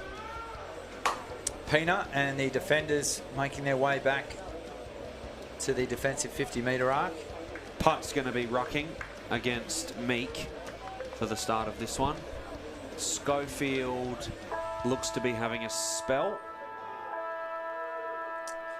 Well, he's lined up at... No, he's there he is. In the pot. Well, there can yeah. only start one in the square, so technically a forward pocket at the moment, but wouldn't surprise me if he drops down. Third term underway. The umpire's doing away with the bounce this afternoon. Probably a good decision. Kitchen. That was just too easy. Made it look easy anyway. Pearce sets himself. Spoil on the football. Matera. We've seen this at AFL level. How good he is at ground level. That's why. Can gather and off a step. It's taken them literally 16 seconds. And it was like the conditions are bone dry. The way that Matera made that look so easy. We'll get another look at it in the CD dot replay, or maybe our truck didn't pick it up because it was just the start of the term. No, they did. They're too quick for that. Have a look at this. Just towed it off the right boot, almost Gaelic style. 3 steps, bang. That's under duress from Conker and Co. And that is the ultimate start for Subiaco. They pick up right where they left off. Absolutely, Matt. So Brandon Matera. His 5th waffle game, but he's played so many above. As we go back to the middle, as you can see, just a minute has elapsed. That goal literally took 15 seconds. And it all started from the easiest of clearances from Kitchen. So Meek won it down. Here comes that man again. Kitchen looked to step through again. Instead, looks for his ruckman, who tries to hack it off the ground. Couldn't do so. Strong tackling, a feature of Subiaco's game this afternoon. Peel begging for the free kick, not forthcoming. 2-on-1 favouring the Teal Jumpers at this stage. They kick down the line. That'll be down the ground for the late hit. That's the second of that kind that we've seen. In fact, the umpire's going to bring it back, so it wasn't. It was in the act of kicking. That's, I believe, how the rule's interpreted. If the ball has left the boot, Luke, and then the player is impeded or decked behind the play, as we saw with Delahunty in the first half, then it's paid down the ground where the ball lands. So it's back in the hands now, back at right half back. Thanks for joining us, Matt Chechens and Luke Worthington, bringing all the action from Leederville Oval. Great mark. One of the goal kickers today, Chad Harris. He'd be used to playing in these types of conditions. Links up there with Marsh, who in turn gives it off to Kitchen. Third disposal this 4th term. Brout. 2.5 kicks from home. Spears it into empty space at full forward. Numbers favour Peel. Hurriedly onto the right boot of Jackson Merritt, and that's a good mark right on the boundary line. Risky kick, biting it off back in towards the middle of the play. Marsh is immediately set upon by Howlett. He was up to around 6-7 tackles at half time and adds to that tally now. So ball up inside their attacking 50. Ball goes to ground. Peel Thunder try to work it out of there. Kick was smothered by Marsh. Going to ground one more time. Clark's in there. Umpire blows his whistle, and Peel Thunder will be the beneficiaries of the free kick. It was Howlett who is going to take it after getting a knock in the head. Yeah, and good decision from the umpires. I think they've been pretty good today. That's Jones, Jago and Titterton. So well done, gentlemen. But what's not been solid is Peel Thunder's ability to turn over the ball in critical situations like this, but it goes straight back. Clark got held up, and he'll be the beneficiary of another free kick now. Clark stabbing it inside 50, and the mark's taken. And another set shot on goal for Subiaco. It'll be Michael Brott. Hasn't missed this year, 4 straight. Yep, 4 straight this season. Balls. 27 disposal high in round 6. Always a deceiving stat, Luke. That's scoring shots. He could have placed 10 out of bounds on the full for all we know. We'll get a good look at him. Slide angle about halfway, so 25 metres out in the 50. To remain perfect on the season. Straight through the middle. 9 goals, 762. They lead Peel Thunder 2-4-16 on the Shutterguard scoreboard. Matt Chechens and Luke Worthington bringing you the start of this third quarter action. Would know this area quite well too, playing junior footy for Mount Hawthorn. I think they're the Cardinals from memory, playing at Charles Verriard Reserve. You'd know better than me. Used to pushing a bit of steel too around the gym by the looks of him. That was a polished finish. Great mark it was too, because it was almost like a basketball jump ball where you have to jump off 2 feet or 1 foot without getting a run up, so the vertical leap being tested. But that was a great pluck, and the grip strength to reel it in too with a slippery football. Putt going up for it again with Meek. Ball went to ground in the mud. Meek got hands out of there. Hickmott went for the footy. Peel Thunder with some bodies around it. Thorne was in the mix. Hickmott again. Ball fumbling and fumbling, but Peel managed to move it inside 50. Schofield was there. Great mark. Off the kick from Lawler.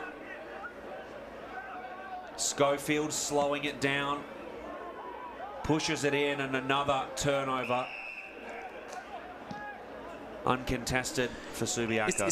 It's a different game style or decision-making process from Peel this round to what we saw when they defeated the Perth Demons. Both of us called that game 3-4 weeks ago now, and they just seem to, their disposal was a lot cleaner. Their decision-making process has really fallen down today, and Subiaco are out again. Putt got the handball out of there, and the chip goes through. Subi move it to the top of the paint at 50, and that'll be a 50-metre penalty. They are literal coach killers, those ones. They will be ripping their hair out, stepping through or stepping off the mark, particularly when the game is at a precarious stage for Peel at the moment. To be giving away that is just needless, and in particular, a man that was well out of his range is now within range. One of the best kicks of the football in the competition, in Ben Sokol. 11 goals, 6 on the season, Sokol, after his first of today. Their 2018 leading goal scorer and 2019 Bernie Naylor and Simpson medalist, to give them a significant buffer in this one. And it's gone off the left goalpost, unfortunately, so a blemish for him on the season score sheet. 11 goals, 7 he sits at now. They've managed to avoid that puddle down in the forward pocket so far, Matt. Maybe they needed to wait 20 minutes after eating at half-time. Yeah. So they'll bring it back in through Conker. Just casually checks over his shoulder, checking the blind spot, and then just pumps it outside defensive 50. Meek and Putt went up. I've had a few of those on the golf course. Meek putts, that's for sure. Here comes Marsh for his third of the afternoon. He's got it. Superb, just like that, off another turnover. Harry Marsh, goal kicking extraordinaire today. 32 disposals last round. He's almost doubled his season total. He's came into this round 4 goals 4. He's now moved that out to 7 goals. What a fantastic finish that was. Not sure if you were laughing at my gag there, Luke, or actually just my golfing game in general, probably both. Oh, you'd laugh at mine more. It is getting out of hand now for Peel. I need to address something. That was just a needless turnover in the back half. Harry Marsh, sensational effort. Born in 94, what does that make him? 27 maybe, or more likely 26. Spent a bit of time on the Sydney Swans list. His brother Jonathan kicking 7 a couple of weeks ago against the West Coast Eagles reserves at New Choice Homes Park. We've got another ball up.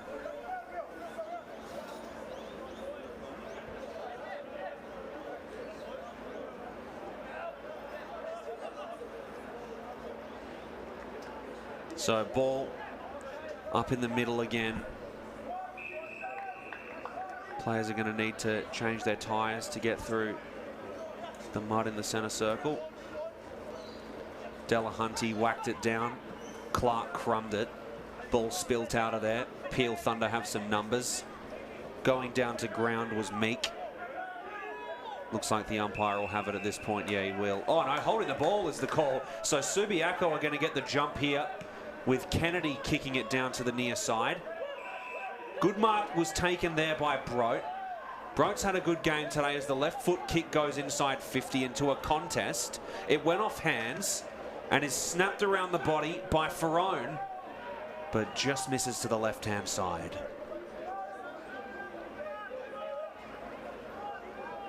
So Subiaco, another one on their score sheet. Kick goes up through the middle. Mark's taken by Bell. He's playing high up the field again just to get his hands on the footy belt. They've struggled to get it down there to him. Stabbed through the corridor, rolling off the deck, it bounced towards Thorne. Thorne's been solid today too as he tried to find Conker. He did. Now there could be a chance. O'Driscoll with a kick on goal. And it's hit the post. Unfortunate there for Nathan O'Driscoll. O'Driscoll was outstanding as a Colt and is playing just as well in league as he continues to find form at the senior level. Subiaco slowing things down as they chip it across the back pocket. Collected by Lockyer. Hands across, found Road. You can just have a look at the difference. The forward half pressure almost non-existent there at the moment for Peel, not working hard enough in the forward line. And you compare that to Subiaco's manic pressure. They've literally just easily moved the ball out. Again, O'Driscoll, he's really standing up today. O'Driscoll with the turnover in the corridor. He'll slow things down. Elects to move it to the far side of the ground into the contest with Schofield, and a contested mark taken by Cody Fulgrave. Couldn't quite find the intended receiver. Thorne had it, spun around. Out of a packet was kicked by Weston. Trickled along to Subiaco. And they look to be in a good position here on the near side of the ground. Here comes Hickmott. Hands went to Matera, who waits. Stabs it through the middle. He found Kennedy. Kennedy chips it forward. Really nicely found Beverley. Beverley, in his third league game this year, kicks it inside 50. There was no one there in the open space. Collecting it off the ground was Martin. It's moved back to the top of the paint of 50. They're going to have to backtrack and re-enter. They do. And the kick goes sailing over the top of the pack and out of bounds. It's good to see Harry Marsh has bounced up. He caught one on the outer side when his hands were raised. One of the Peel players using his ribcage like a xylophone. The runner had to get out immediately to him, so no major damage inflicted. So an important stoppage as far as the Thunder are concerned, as Delahunty just grabbed it out of the ruck, snapped around the corner and just missed. Could have been contender for goal of the season. That was brilliant, plucking the ball out of the ruck. And what a moment that would have been to hit for him. To 19 disposals already in this game, 5 marks, couple of tackles and a goal. Really would have. Now the umpire spotted a hold on Pearce down the ground, so Sokol is just holding the left arm of Pearce and not allowing him to get a clean lead on the football. So now the umpire is going to get a little pedantic about it, and in fact he's going to bring the free kick back.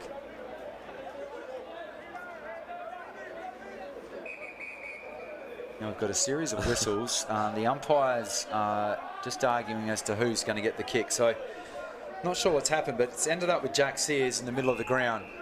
So I'm not sure what happened because Pearce was on the near side and it somehow ended up here. I'm sure they'll take it, the Thunder. Meet the target. Big fly at the back. Delahunty taking in a good tackle, but fed it off by hand. Subiaco are out and Pearce won't get to the contest. Another uncontested mark. Now streaming back towards the goal. Presenting leads for Greg Clark. It's going to be ignored. There's still short options. He's got literally 3 to pick from. So he moves it to Kitchen. Figured that's my captain. I better give him the footy. That won't travel the required distance. Litherland swings around on the boot. He got it. Is that going to be claimed? No. The umpire said it was a bump ball. Bit of a scramble now in the goal mouth. No prior opportunity. Drew Road. In fact, not Drew Road. It's the 25 in Brout. He's been okay today, that man on screen. Delahunty. Can he do it again? Snaps. Another kick smothered. Flying shot for goal. Pearce. in confined spaces, trying to step through some heavy traffic, gets the relieving kick. Players go to ground. That was a high shot. Well, they bring it back, surely. No advantage for Liverland, so they'll bring it back to right half forward for the Lions. 53 points. Tempers start to boil over a little. Tyrone Thorne. Been in and out of the game today. That's a fantastic mark from Kitchen. Stretching out down low to his left. Just kicks to the pack. Good mark. They needed that, did Peel. Brandon Walker on the stretch. Delivers accurately, but couldn't say that about the resulting kick.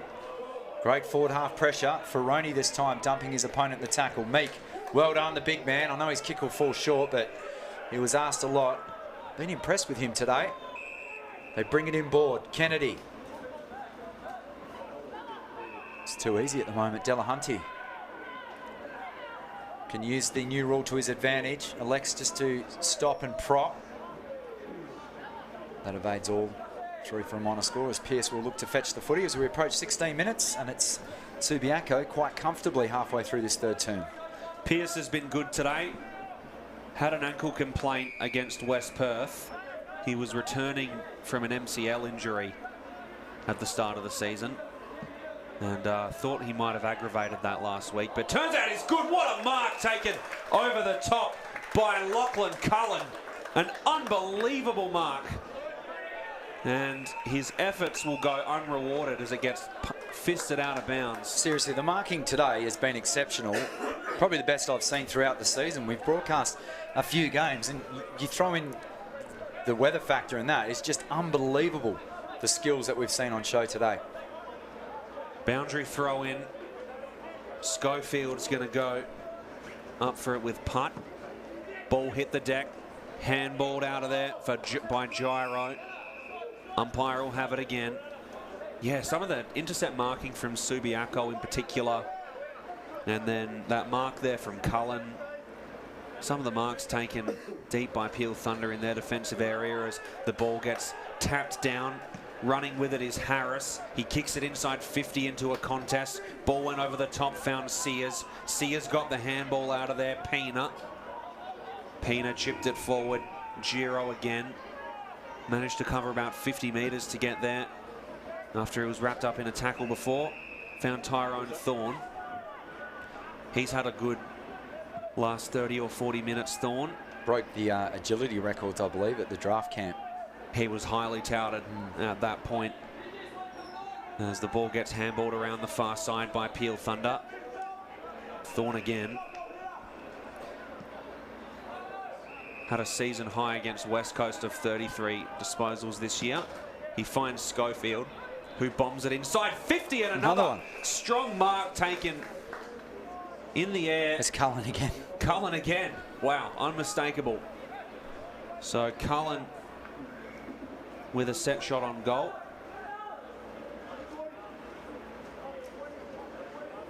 Been very solid so far. Averaging 6 disposals this season, a 10 disposal high, but it's his work in the forward line. 3 goals, 3 as he bombs that one in from 55 metres, and it'll be rushed into the right point post. So solid play from him, standing up for his team who are struggling in this one. 10-11-71 to Subiaco lead Peel Thunder 2-16-18 on the Shutterguard scoreboard. Thanks to Front Row Screens for this broadcast today. Luke Worthington and Matt Chetchen's on the call as it gets handballed through the corridor by Subiaco. Bailey Matera's trying to run onto it. He was under pressure. Both teams have numbers, and the umpire is going to need to bring it in eventually. He will. I think they'd settle for that stoppage, Peel, because they could again have been caught on the hop, retreating to their own goal. So ball up. Putt convincingly, winning it down. Walker will lead the charge. He's going to be set upon by Sokol, drives him into the turf, holding the ball. Well, red hot. was Walker. He did so well to gather the football, just couldn't evade the pursuing Lion. Kitchen. A couple of players on the arc of forward 50. This surgical precision kicking from Subiaco has been a feature. As you can see, the bright sunshine's out.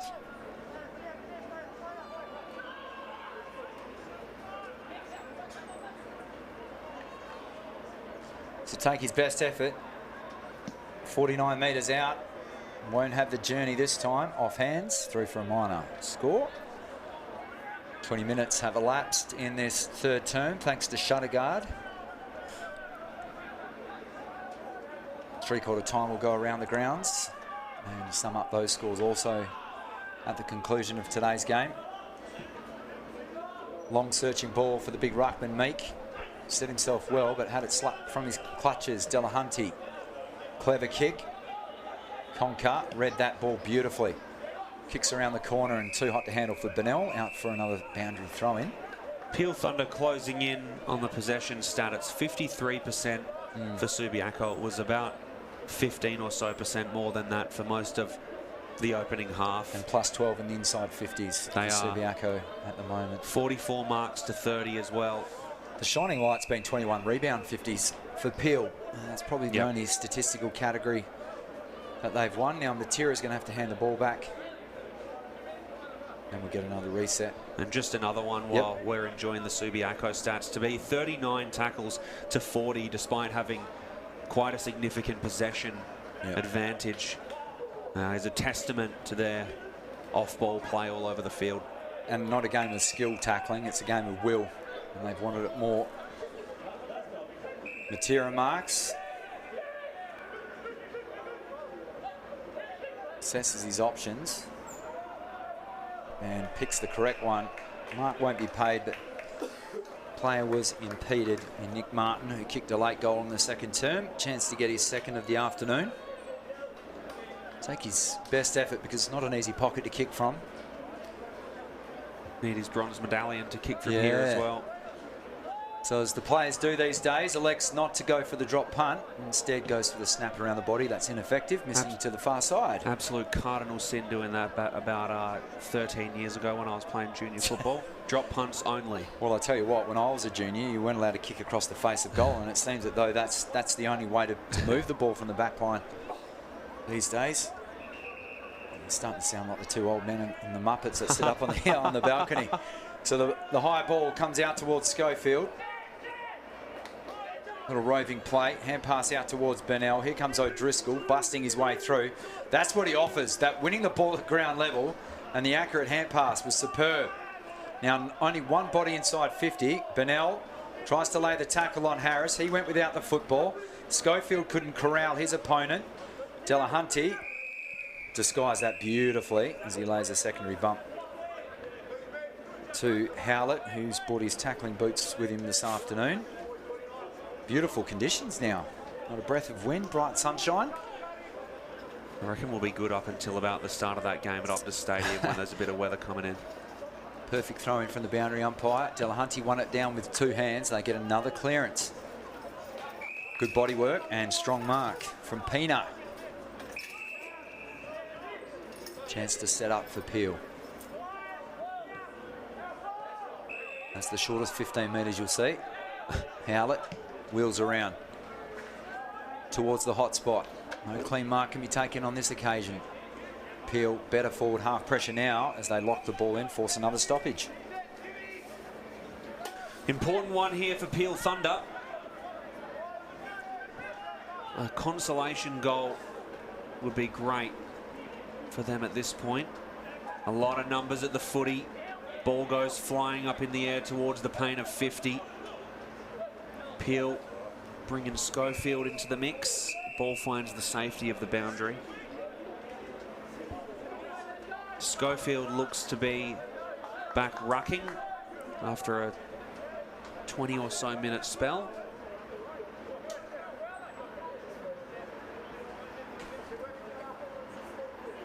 He's going up for it with Delahunty.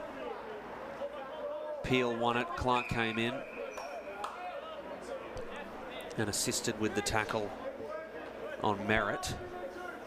Really good job at the bottom of the pack there by Chad Harris, who managed to get the clamps on him. Nearly a kick around the body by Hickmott. Bell coming up with the footy. Handball out of there, could be a chance. Here's Gyro, left foot kick into the goal square, sails across the face of goal. But have a look who the link-up man was. O'Driscoll again. Brilliant, just clean hands.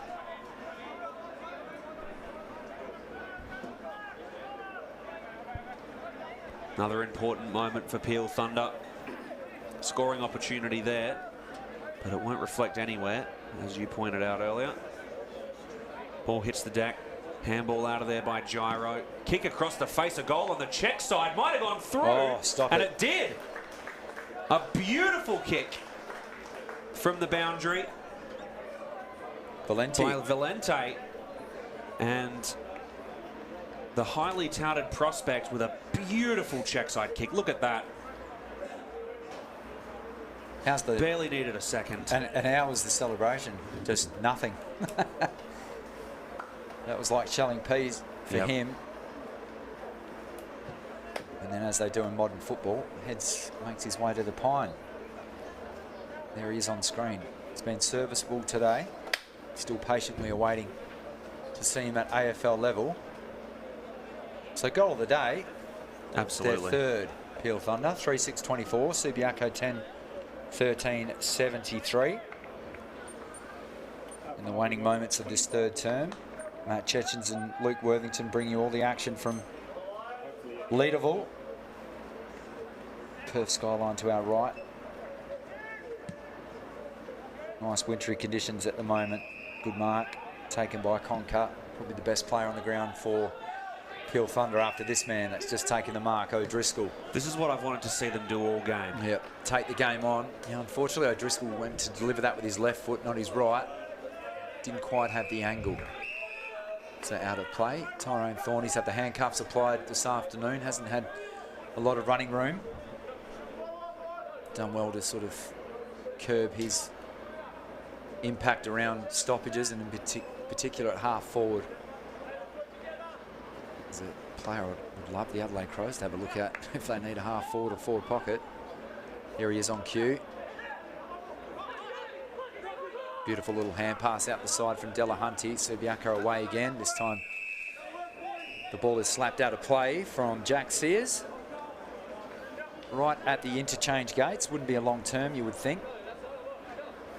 Subiaco leading quite comfortably. They led by 34 points. They held Peel Thunder scoreless in the first term before they had a bit of a resurgent patch and won the second term, albeit by a point. So a 33-point margin at half-time has been extended out to 49 points. Chopped down by Marsh. Good tackle, Thorne. No Pryor.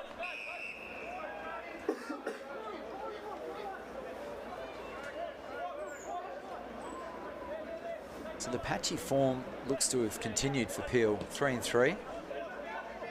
Obviously a big improvement from last year. I know we can't gauge a lot because of the shortened season and no access to AFL listed players. Meek packed off the ground, straight into the arms of Schofield. Had to kick hurriedly in his defence. Comfortably marked by Kennedy. Look at the players ready to switch it out to the far side of the ground. They really...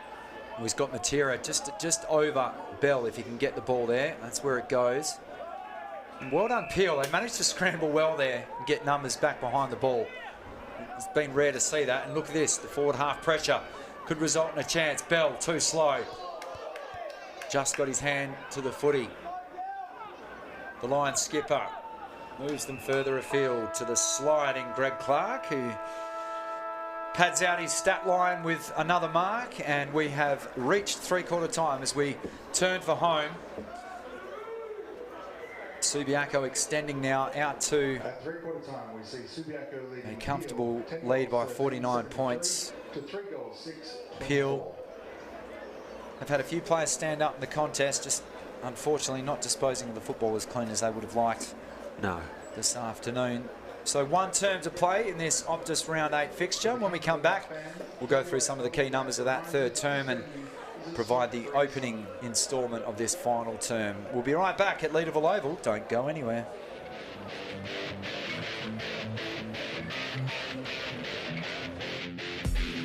Shatterguard has been installing Perth's best shutters for over 30 years. With no advertising signs on your front lawn and no sales gimmicks, visit shutterguard.com.au.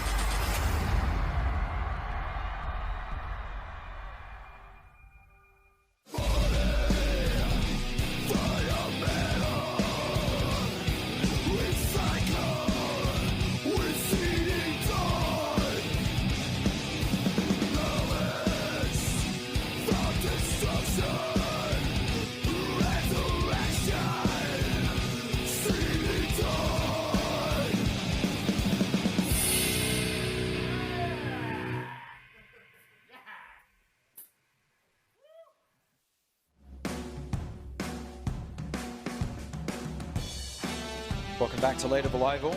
Live scenes from the Peel Thunder huddle. Coach Cam Shepherd up against it. Pretty big lead for the home team in Subiaco. They had a 34-point lead at quarter time. Extended that, or rather had it reduced to 33 points in the second term, and have now opened up a 73 to 24-point lead. As we have a look at Matera, have a look at this for a goal. Step through two would-be tacklers and snap the first goal of that third term. Peel Thunder look to respond. This has been a feature throughout. Harry Marsh linking up there with Kitchen.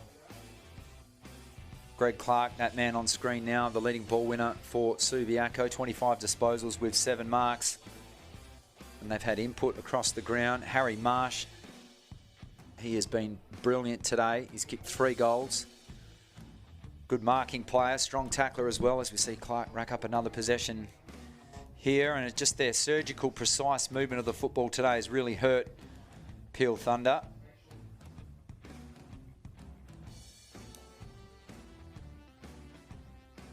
And Peel Thunder have been led by the experienced Reece Conker, who leads them in disposals.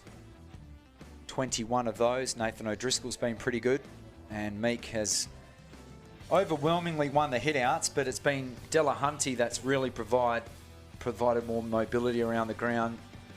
Luke Worthington, he has 25 touches, 6 marks, 15 hit-outs, along with 7 inside 50s. And it's something that we see of the modern-day ruckman now, that they not only just tall timber to slap the ball down to the smaller ball carriers, but they have to be mobile around the ground. Yeah, just some really mobile units that we see in the ruck, in the Optus Waffle.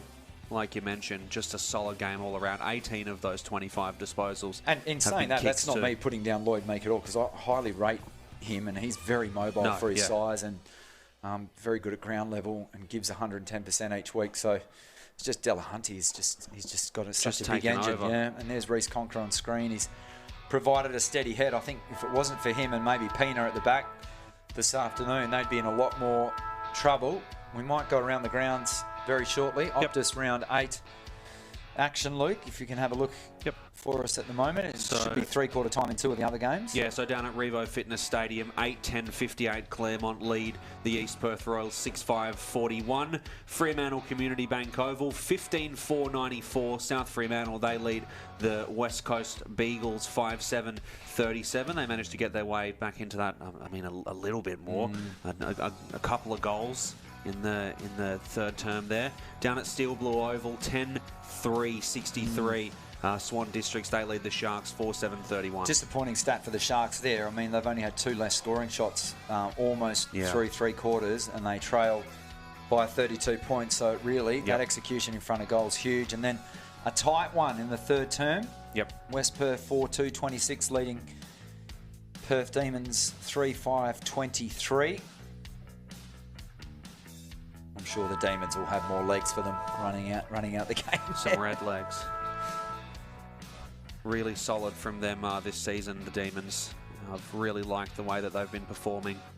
They played a good game against Peel Thunder the last time we commentated, with about 7 or 8 big outs in that game. Cam Shepherd just addressing his lineup. Saw some positive things from Bennell in that term, and yeah, just some disappointed faces in that huddle. Valente kicked an outstanding goal from a tight angle. A little check side kick. He's a former red leg as well, but not at Perth, of Norwood in South Australia. Subiaco huddled to our left, just breaking up now, and great to see so many people down today despite the conditions. Have a look at that. There's a Waffle W game on after this too. Subiaco and Peel. Peel won the flag last year. What an outstanding effort it was from them, coming from Wooden Spooners the year before to then winning it, and they are producing some fantastic talent that are coming through the ranks. And Front Row Screens will be broadcasting another Optus WAFLW game tomorrow. Fremantle Community Bank Oval. South Fremantle looking for their first ever win against the Claremont Tigers. Should be a fantastic game. I'm actually calling that one. Looking forward to heading down there to Fremantle Community Bank Oval. Always got to remember the binoculars there because you call from the car park. Literally. All right, players getting into position. It looks as though Schofield and Putt will lock horns in the ruck.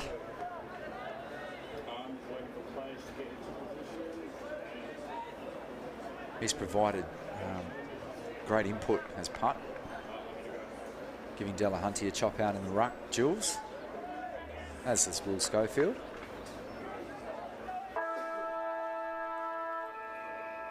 One turn to play.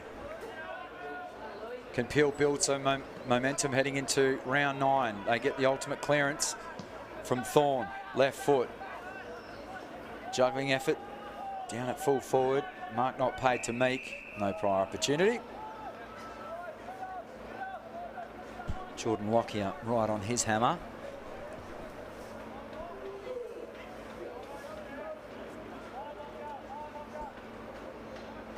Meek just decided to grab it out, somehow volleyed it, manufactured a clearance. Tired bodies now as we await another stoppage. I feel we're in for a bit of a going through the motions 4th term here. We'll keep things lively up here. Do our part, Luke. Here comes Peel. Strong tackling, strong tackle rather laid on Howlett.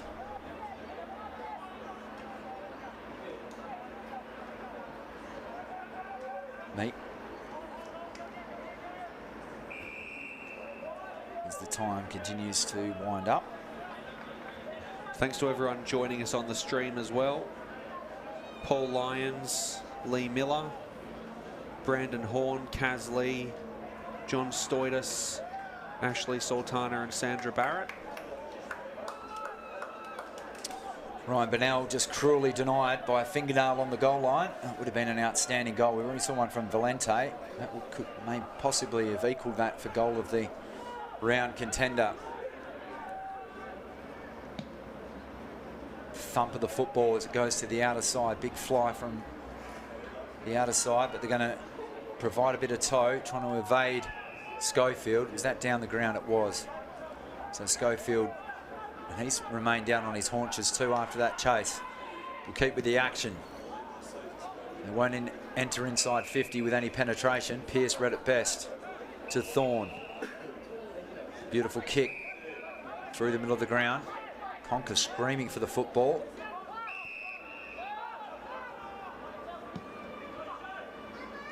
Beautiful vision from the veteran. Joel Weston. Conker offers his service behind the ball, but instead he just measures the kick beautifully. They can go forward. This is a one-on-one opportunity. Right up to the teeth of gold for the first time. A bit of penetration. And Ben Howlett, who started on the ball in this 4th turn, resting, has taken a very good mark, and the umpire putting him on quite a tight angle. It'll be interesting to see if he decides to go with a traditional setup of the football. We'll wait and see if he elects to go with a drop punt or across his body. Captain's 1-goal zip on the season. Chance for first blood of this fourth term, and Howlett takes it, pops it over the goal umpire's hat. No problem at all as he gets his second of 2021. Will Schofield coming off holding his nose. Yeah, he had that long chase and then gave away the free kick down the ground, and I think he must have on the follow through. You see Ben Howlett's little 4-iron. Easy as you like, thanks to CD Dodd replay. They've kicked all of their 4 goals in separate quarters. They haven't kicked multiple goals in any term, have Peel, but that's a better start for them, and we saw them win that decisive first clearance as well in this term, so better signs early stages for the Thunder. So in the centre, the big men will go up for it. Meek and Putt.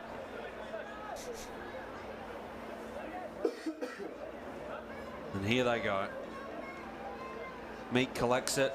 He was wrapped up by Putt. Cluck kicked it out of there. Both teams have numbers at the footy as it's socketed forward. Took a bounce off Kitchen. Running with it. Subiaco, they put it inside 50. Brote nearly had it. He was contested by Pearce as the ball gets switched out to the far side, and that'll be a free kick off the ball. Conker got absolutely levelled by Brout coming through. And Pearce, the first one there to offer to stick up for his Dockers teammate. The kick from O'Driscoll was turned over to full gravy. That has Delahunty to be came up holding with the the ball. footy, and he's given the sling tackle. Wow. chipped across by Delahunty. Found an option at the top of the paint of 50. It was Rode who kicked it all the way back. Slowing things down greatly, Subiaco. Padding the stats a bit, Litherland collects it. Moves it out to the far side, Fulgrave again. On a lead was Brote, who's going to take it in with strong hands. Lawler just behind him. And Subiaco kicking it all the way back once more. Chip up to the top of centre half back. Rode with it, kicked it through, got into a bit of trouble. Peel Thunder turning over the footy here, but it goes straight back. And they'll run with it, Subiaco, and find yet again Lachlan Delahunty. Looking to switch it to the fat side of the ground, Subiaco through Delahunty. Now running with the footy. They switch it out again. They could be on here, Subiaco to centre half forward, but it'll be collected in there by Brandon Walker. Handball over the top. And it gets brought in. Umpire blew his whistle, but pays advantage as the footy just evaded Sokol. Sokol holding it now, though. He kicks it to the top of 50 again. Ball just went over the top of Kitchen. Delahunty handballed it off the deck. Kick inside 50's floating, and a strong overhead mark is taken by Meek. Meek finding Weston. Weston with a chip to Pearce. No trouble that mark with Stainsby breathing down his neck. O'Driscoll near side down by the boundary line, chips it back to Pearce. Pearce slowing things down. Kick chip through the middle for Jack Sears. And Sears will find Hancock, but the ball was broken up by Brote. Peel are going to have to do a bit of work in the contest here. Handball went around. Sears running with it. Won't be 15. Sears has to collect it again. Working through the corridor, Peel Thunder, he finds Gyro. Gyro uses the man on the mark rule effectively, not quite though. Subiaco managed to get the jump on them in the pocket. Now running onto the footy is Clark. Clark could be a chance here at an open goal. And it just sails to the left-hand side. Raised arms in the middle was Ferroni as well, begging for the football. Thunder wasting no time. Peanut. Poor kick, chopped off by Kitchen. Too far out to score, you would suggest. Looks for a better option.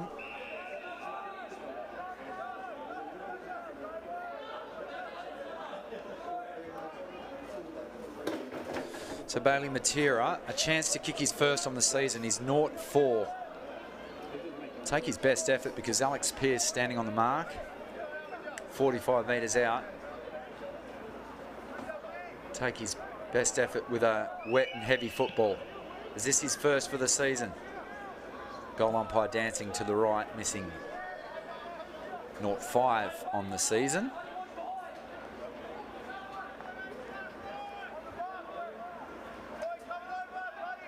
So Conker goes to fetch the footy. This will be disposal number 25 if he steps out of the square.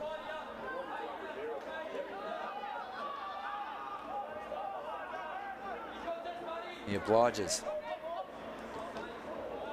Solid spoil down at ground level. Interesting kick out towards the wing. Somehow that ball was marked.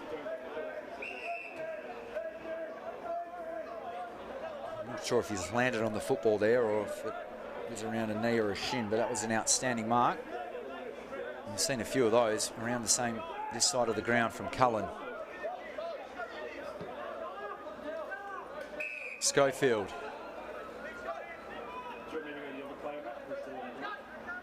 Yeah, he copped one in the head there. So Schofield wheels around, looking for Bell at half forward, but he was held off the footy in a clean run and jump from Aaron Hill. Bell should have given away 50 there. The umpire didn't see it. Chisels one out to Hickmott. A lot of tired and sore bodies as Hickmott has to retreat. Always wondered if that's an inside 50 for the opposition if you do it on a defensive boot. I'm being serious. Yeah. I've got a cricket teammate that used to work for Champion Data, so I might have to hit him up for that one. Lawler going absolutely nowhere in that tackle. No prior opportunity. If there was a turnover inside 50, you'd be, and then they scored, you'd be looking at the discrepancy between. Yeah, but if the ball goes inside 50 from a defensive boot and is marked and not touched by a forward, does it still result in an inside 50? I have my money on it having to be. Because you could score a goal without an inside 50 if it was on the opening play of the game. Spinning well out of the tackle. Interesting hand pass manufactured by Martin, went straight up. Ball judge mark from Randall. Kicked a goal in the first term. Kicked there first, actually. That's a lovely pass out towards Cullen, the only one that hasn't stuck in his mitts, but shows good core stability there. Up towards Bell. He's in a one-on-one. Litherland did well. Applies an effective Shepherd. They've got two options. Delahunty. So much time and space. They move it out. Stainsby. Good work from Walker. But they link up now. Harris tries to just dink one around the corner and intercepted in the end by Ben Hancock. So he's got options at left half forward. Well done, Harris. Went back and sport the football. Put his body on the line. And off shins by Howlett, out of play. Well done, Harris, because he wore one high as well. So that was good courage. Favouring Peel Thunder's end. A goal would be great. Subi really slowing things down. Peel can hopefully give them a bit of trouble in the last 15 or so minutes of this one. Schofield gets out the 9-iron, pumps it high inside 50, and I thought that that might have come off Bell's boot and nearly went in, but not quite. Probably would have been a rush behind coming off the Subiaco player. Champions League final coming up soon. Might see one of those again. Ball gets bombed out to the near wing. Subiaco with numbers. Advantage is paid. Kick goes over the top, where it's taken in nicely by Marsh. Marsh kicked it over for Brote. Brote's running onto it with space. Kick around the body. Went off a hand. It was Sears. Nearly trickles over the boundary line, but Sears was brought in. Yeah, the tackle. Sokol. Yeah, Sokol's tackle slipped high. Well paid by the umpire.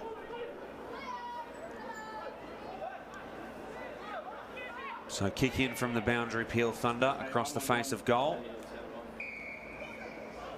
Out to the right back pocket. Kicking it up the far side. Went over the top of a contest. Subi with some numbers. Kick it back inside 50. Into a pack, and the mark is taken by Brandon Matera, who just managed to weave his way behind the contest that was forming. And the veteran with a shot on goal. 144 AFL games, Gold Coast and Fremantle. 170 goals in that time. I'm putting this one in the book because it's the exact position that he had his earlier goal, albeit at the other end of the ground. It's his first league game since round 21 of 2018. And it just sails to the right-hand side. I'll go back in my shell. 170 goals in the AFL. You can miss a couple of those every now and then. Peel Thunder getting ready to reset here. Numbers are moving around. Went in the direction of Schofield, but Walker managed to take it before it even went close. Walker with a chip across. Since quarter time to really stop this from becoming a blowout. Yep. And things like Meek just not giving up at ground level. Walker, I think he's been on the scene a lot, coming in and lending a hand with a late spoil. They just obviously haven't had the impact on the scoreboard. O'Driscoll's been superb as well. As we see him close down the Subiaco player. It goes end over end towards Brout. Back inside, there is Walker. Nice clean pair of hands from both of the Peel players. High up and under. Meek got a shove. So Schofield will be robbed of the mark, but rightfully so, coming back to the big man, who returns the favour, says, here's your possession now, Will, as he pumps them inside 50. Howlett tried to get rid of his opponent, threw a set of hands, slung in the tackle, couldn't get an effective kick out. Bell can't extract the football. Another stoppage. 16 minutes have elapsed. Shutterguard scoreboard. Thanks to Front Row Screens. If you ever need an LED, an LED signage or the big board, get hold of the team at Front Row Screens. I would like a screen at my house to watch a game. Can we do that? So we've got a blood rule with Schofield. So earlier in that term, he had blood coming from the nose, and looks as though it might be flowing again. So not in any hurry to get off the ground. Replacing him will be Ben Hancock. Yeah, the big LED screen bailed us out at Mineral Resources Park. Oh, big time. Who've had their issues with the scoreboard. Unfortunately, so have the Perth Demons as well. Had issues with the scoreboard and putting up numbers on it in early stages of the season. Cleared out of defensive 50 from the Lions.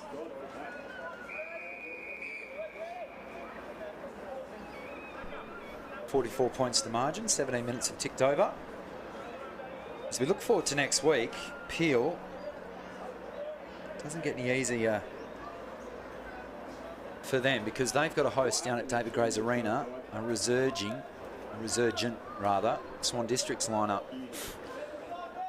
And Subiaco will lock horns with Perth. That's a Thursday night game at Mineral Resources Park there in Lathlane. High tackle on Randall. Could reverse that free kick now. He's got to be careful not to. Could have almost cost that with a bit of ill discipline, did Jarvis Peanut. So Randall wheels around, kicks to a big pack of players through the hands of Putt. Bell read it best. Lawler at ground level. Lions feasting on him. Big pack of players. And time for another ball up. What can they do here? Meek and Putt going up for it. Ball went to ground. Bell with the footy gets wrapped up in a tackle and got the hands out of there. Over the top of the pack. Peel could be on here, but they get wrapped up and the umpire will have it. Go ahead. Delahunty up to 29 disposals. Greg Clark with 28.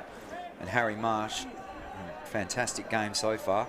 24 touches and 3 goals. Be interesting to pick the Sandover votes this afternoon. Umpire's whistle goes Yep. And it'll be a free kick for Peel Thunder and a shot on goal. Howlett was held. He was trying to outbody two, and it looked easy because they had a big fistful of his jumper, so a chance for him to get his second. He could kick one earlier in the term. Much narrower angle. So, a chance for a slight consolation. Ben Howlett. Well, he's had an outstanding afternoon. 18 touches, 7 tackles. And this for his third of the afternoon. Splits the uprights. 3 goals zip on this. Two goals this afternoon for the captain. Now 3 goals zip on the season. My apologies. And the captain, continuing his strong form, had 33 disposals against West Coast. Averages 15 disposals against every other team. Interesting stat there that shows the West Coast Reserves woes this season. We go around the grounds very quickly. Yeah, Optus round 8. Revo Fitness Stadium, Claremont 11-11-77. They lead East Perth 8-6-54. Down at Fremantle Community Bank Oval, South Fremantle 19-6-120. Lead the West Coast Beagles 7-7-49. Steel Blue Oval 13-6-84. A few points in a row for Swan Districts. They still lead South Fremantle 7-9-51. And down at Provident Financial Oval, Perth Demons getting a lead 6-6-42 to 5-6-36. I'll have a cappuccino, thanks, Paul. We're going to have another ball up at the bullseyes that you cannot see due to the mud. No traction out there whatsoever. Delahunty, touch 30 if it's paid. Hacked out of there to the attacking edge of the centre square. Walker just overran the football. Brout picked it up. They can come forward again towards Sokol, but this time Conker. Brilliant. 25 plus disposals. A few of those have been from kicking in, but still, you can just see he's a class above with his reading of the drop of the football and how he marshals the defence. Numbers favour the Thunder on that outer wing. Looking for Meek at right half forward. Packed in towards right half forward. The ball will trickle and still stay in play. No one inside forward 50 at all for the Thunder. They bring it back inboard. O'Driscoll recedes ground. Pearce lowers the eyes and finds the teammate on that far side. That is Schofield. Cupboard's a bit barren deep, so he has to just chip a little kick over the top. 21.5 minutes travelled. Dark and gloomy conditions at the moment. The lights are on at Leaderville Oval. Good spot on the football from Putt. Dangerous hand pass coming back into the middle of the ground. Backheeled out of there by Subiaco. Clearing kick towards the outer side. Tracking back on that one is Jackson Merritt. Stops, props and delivers. Pina.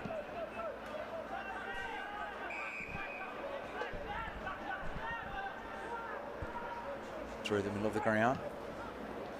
Schofield will be the intended target. Sets himself. Slapped away.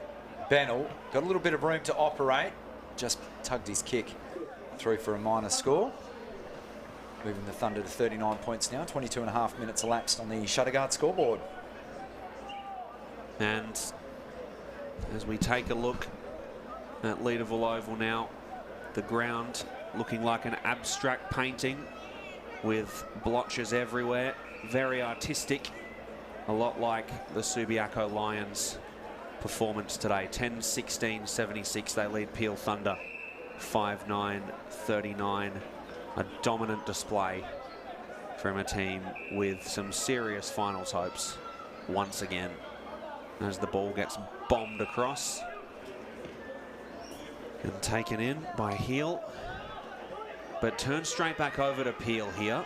So kicked off the left boot, Thorne inside 50, and the height battle was won by Heel over Bennell as he switches it out to the fat side of the ground. Ball goes over the top for Broat. Broad will hold it up.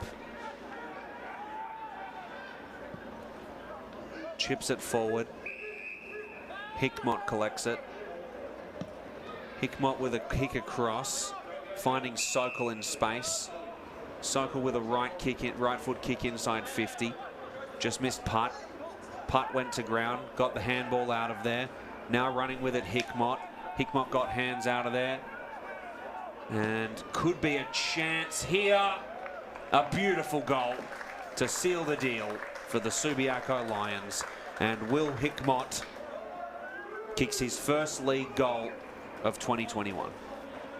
Sorry, second league goal of 2021. Yeah, and almost very similar to his first one that was rather gifted to him. First one at the back end of some good build-up play, but have a look at this. Left unattended at the back of that contest and off one step late in the game. Says thank you very much. Way to introduce yourself.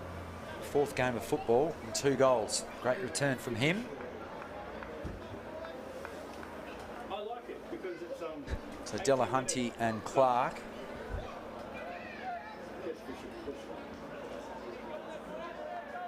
Special comments today, bought.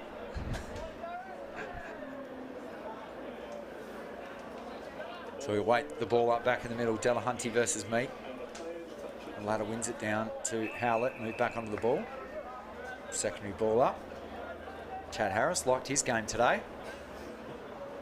Doesn't take a backward step. Managed to kick a goal as well. Bailey Matera, can he grab that? No, he can't. Goes to ground. Ball gets jarred out in a series of tackles. Bit of a rugby maul at this stage.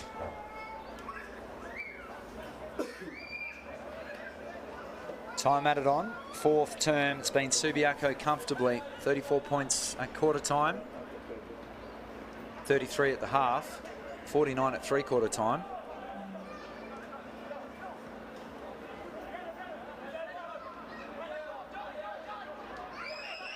Good clean hands. O'Driscoll, that trusty left boot. Again, the high half back line from Subiaco. Good vision. Just pokes it out wide into the arms of Greg Clark.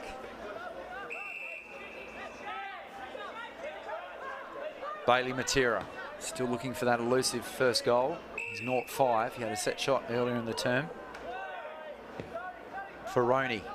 Beautiful pass. That'll do it. Will they take an opportunity after the siren? It looks as though Nick Martin is going back with intent. He's kicked 1 this afternoon.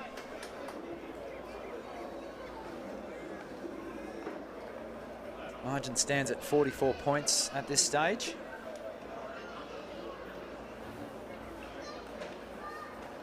This to make it a nice 50-point lead.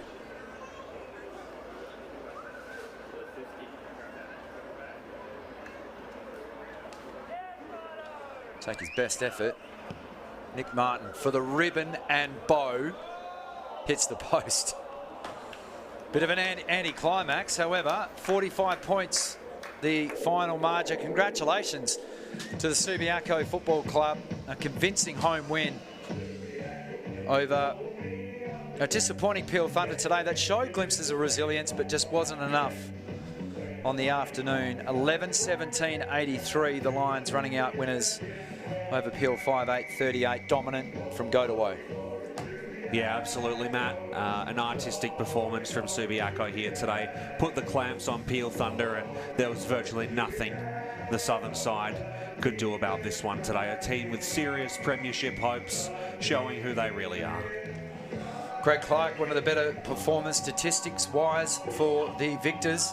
29 disposals, 7 marks and 5 tackles. Throw in that, 4 inside 50s. Lachlan Delahunty, arguably the best player on the ground this afternoon. 29 disposals, 16 hit-outs, 7 marks. Their impact was in 28 scoring shots to 14, so double that. Peel Thunder fought back briefly in that second term. They had more inside 50 entries. Unfortunately, they couldn't convert it into goals. They only won the second term by a point after they were held scoreless in the first term. So the writing effectively on the wall. Let's go, just before we wrap up this afternoon here from Leederville Oval, the closing stages at Revo Fitness Stadium. Just over 26 minutes have played in the final term, and it is the Tigers comfortably 13-12-90, leading East Perth 9-6-60. Just feel that the Royals are a team on the improve. Yep. We'll probably avoid the wooden spoon considering the lacklustre form from the Eagles reserves. South Fremantle, speaking of, 20 goals, 7, 127, leading West Coast. That's approaching the full-time bell there. That's 8-7-55, so 72-point margin. Swan Districts at three-quarter time lead East Fremantle by 33 points. 19 to 16 scoring shots there, so woeful kicking by the Sharks there at Still Blue Oval may cost them the game. And it is the Demons just. They've started the fourth term. A minute and a half has elapsed up there at Joondalup, and it is Perth 6-6-42 leading West Perth 5-6-36. Just briefly, as we head to WAFL Round 8 action, rather WAFL Round 9 action. Thursday night we'll see the Demons take on Subiaco. That's a 6:10 p.m. bounce at Mineral Resources Park. At Revo Fitness on Saturday, 12:10 p.m, so the early bounce. The Tigers host the Eagles reserves. The Thunder back at home against Swan Districts. That will be game of the round, you would suggest, at David Gray's Arena. 2:10 the bounce there on Saturday. And then Monday, the two traditional derbies. East Perth taking on West Perth here at Leederville Oval. Bounce at 2:10. And at the same time, down at Shark Park, New Choice Homes Park, East Fremantle will lock horns with their most bitter of rivals in the Bulldogs. That is a wrap from us. Luke, thank you for your input throughout the afternoon. Thank you, Matt. And thanks on behalf of our team here at Front Row Screens. If you're a football fan, join me tomorrow, round 13 of the OPTUS WAFL Women's Competition for 2021. Fremantle Community Bank Oval will host South Fremantle Bulldogs, looking for their first win against the Claremont Tigers, who have lost 4 on the trot. All to play for there. On behalf of the team, on behalf of Luke Worthington, this is Matt Chetchins signing off. I look forward to your company very shortly on Front Row Screens.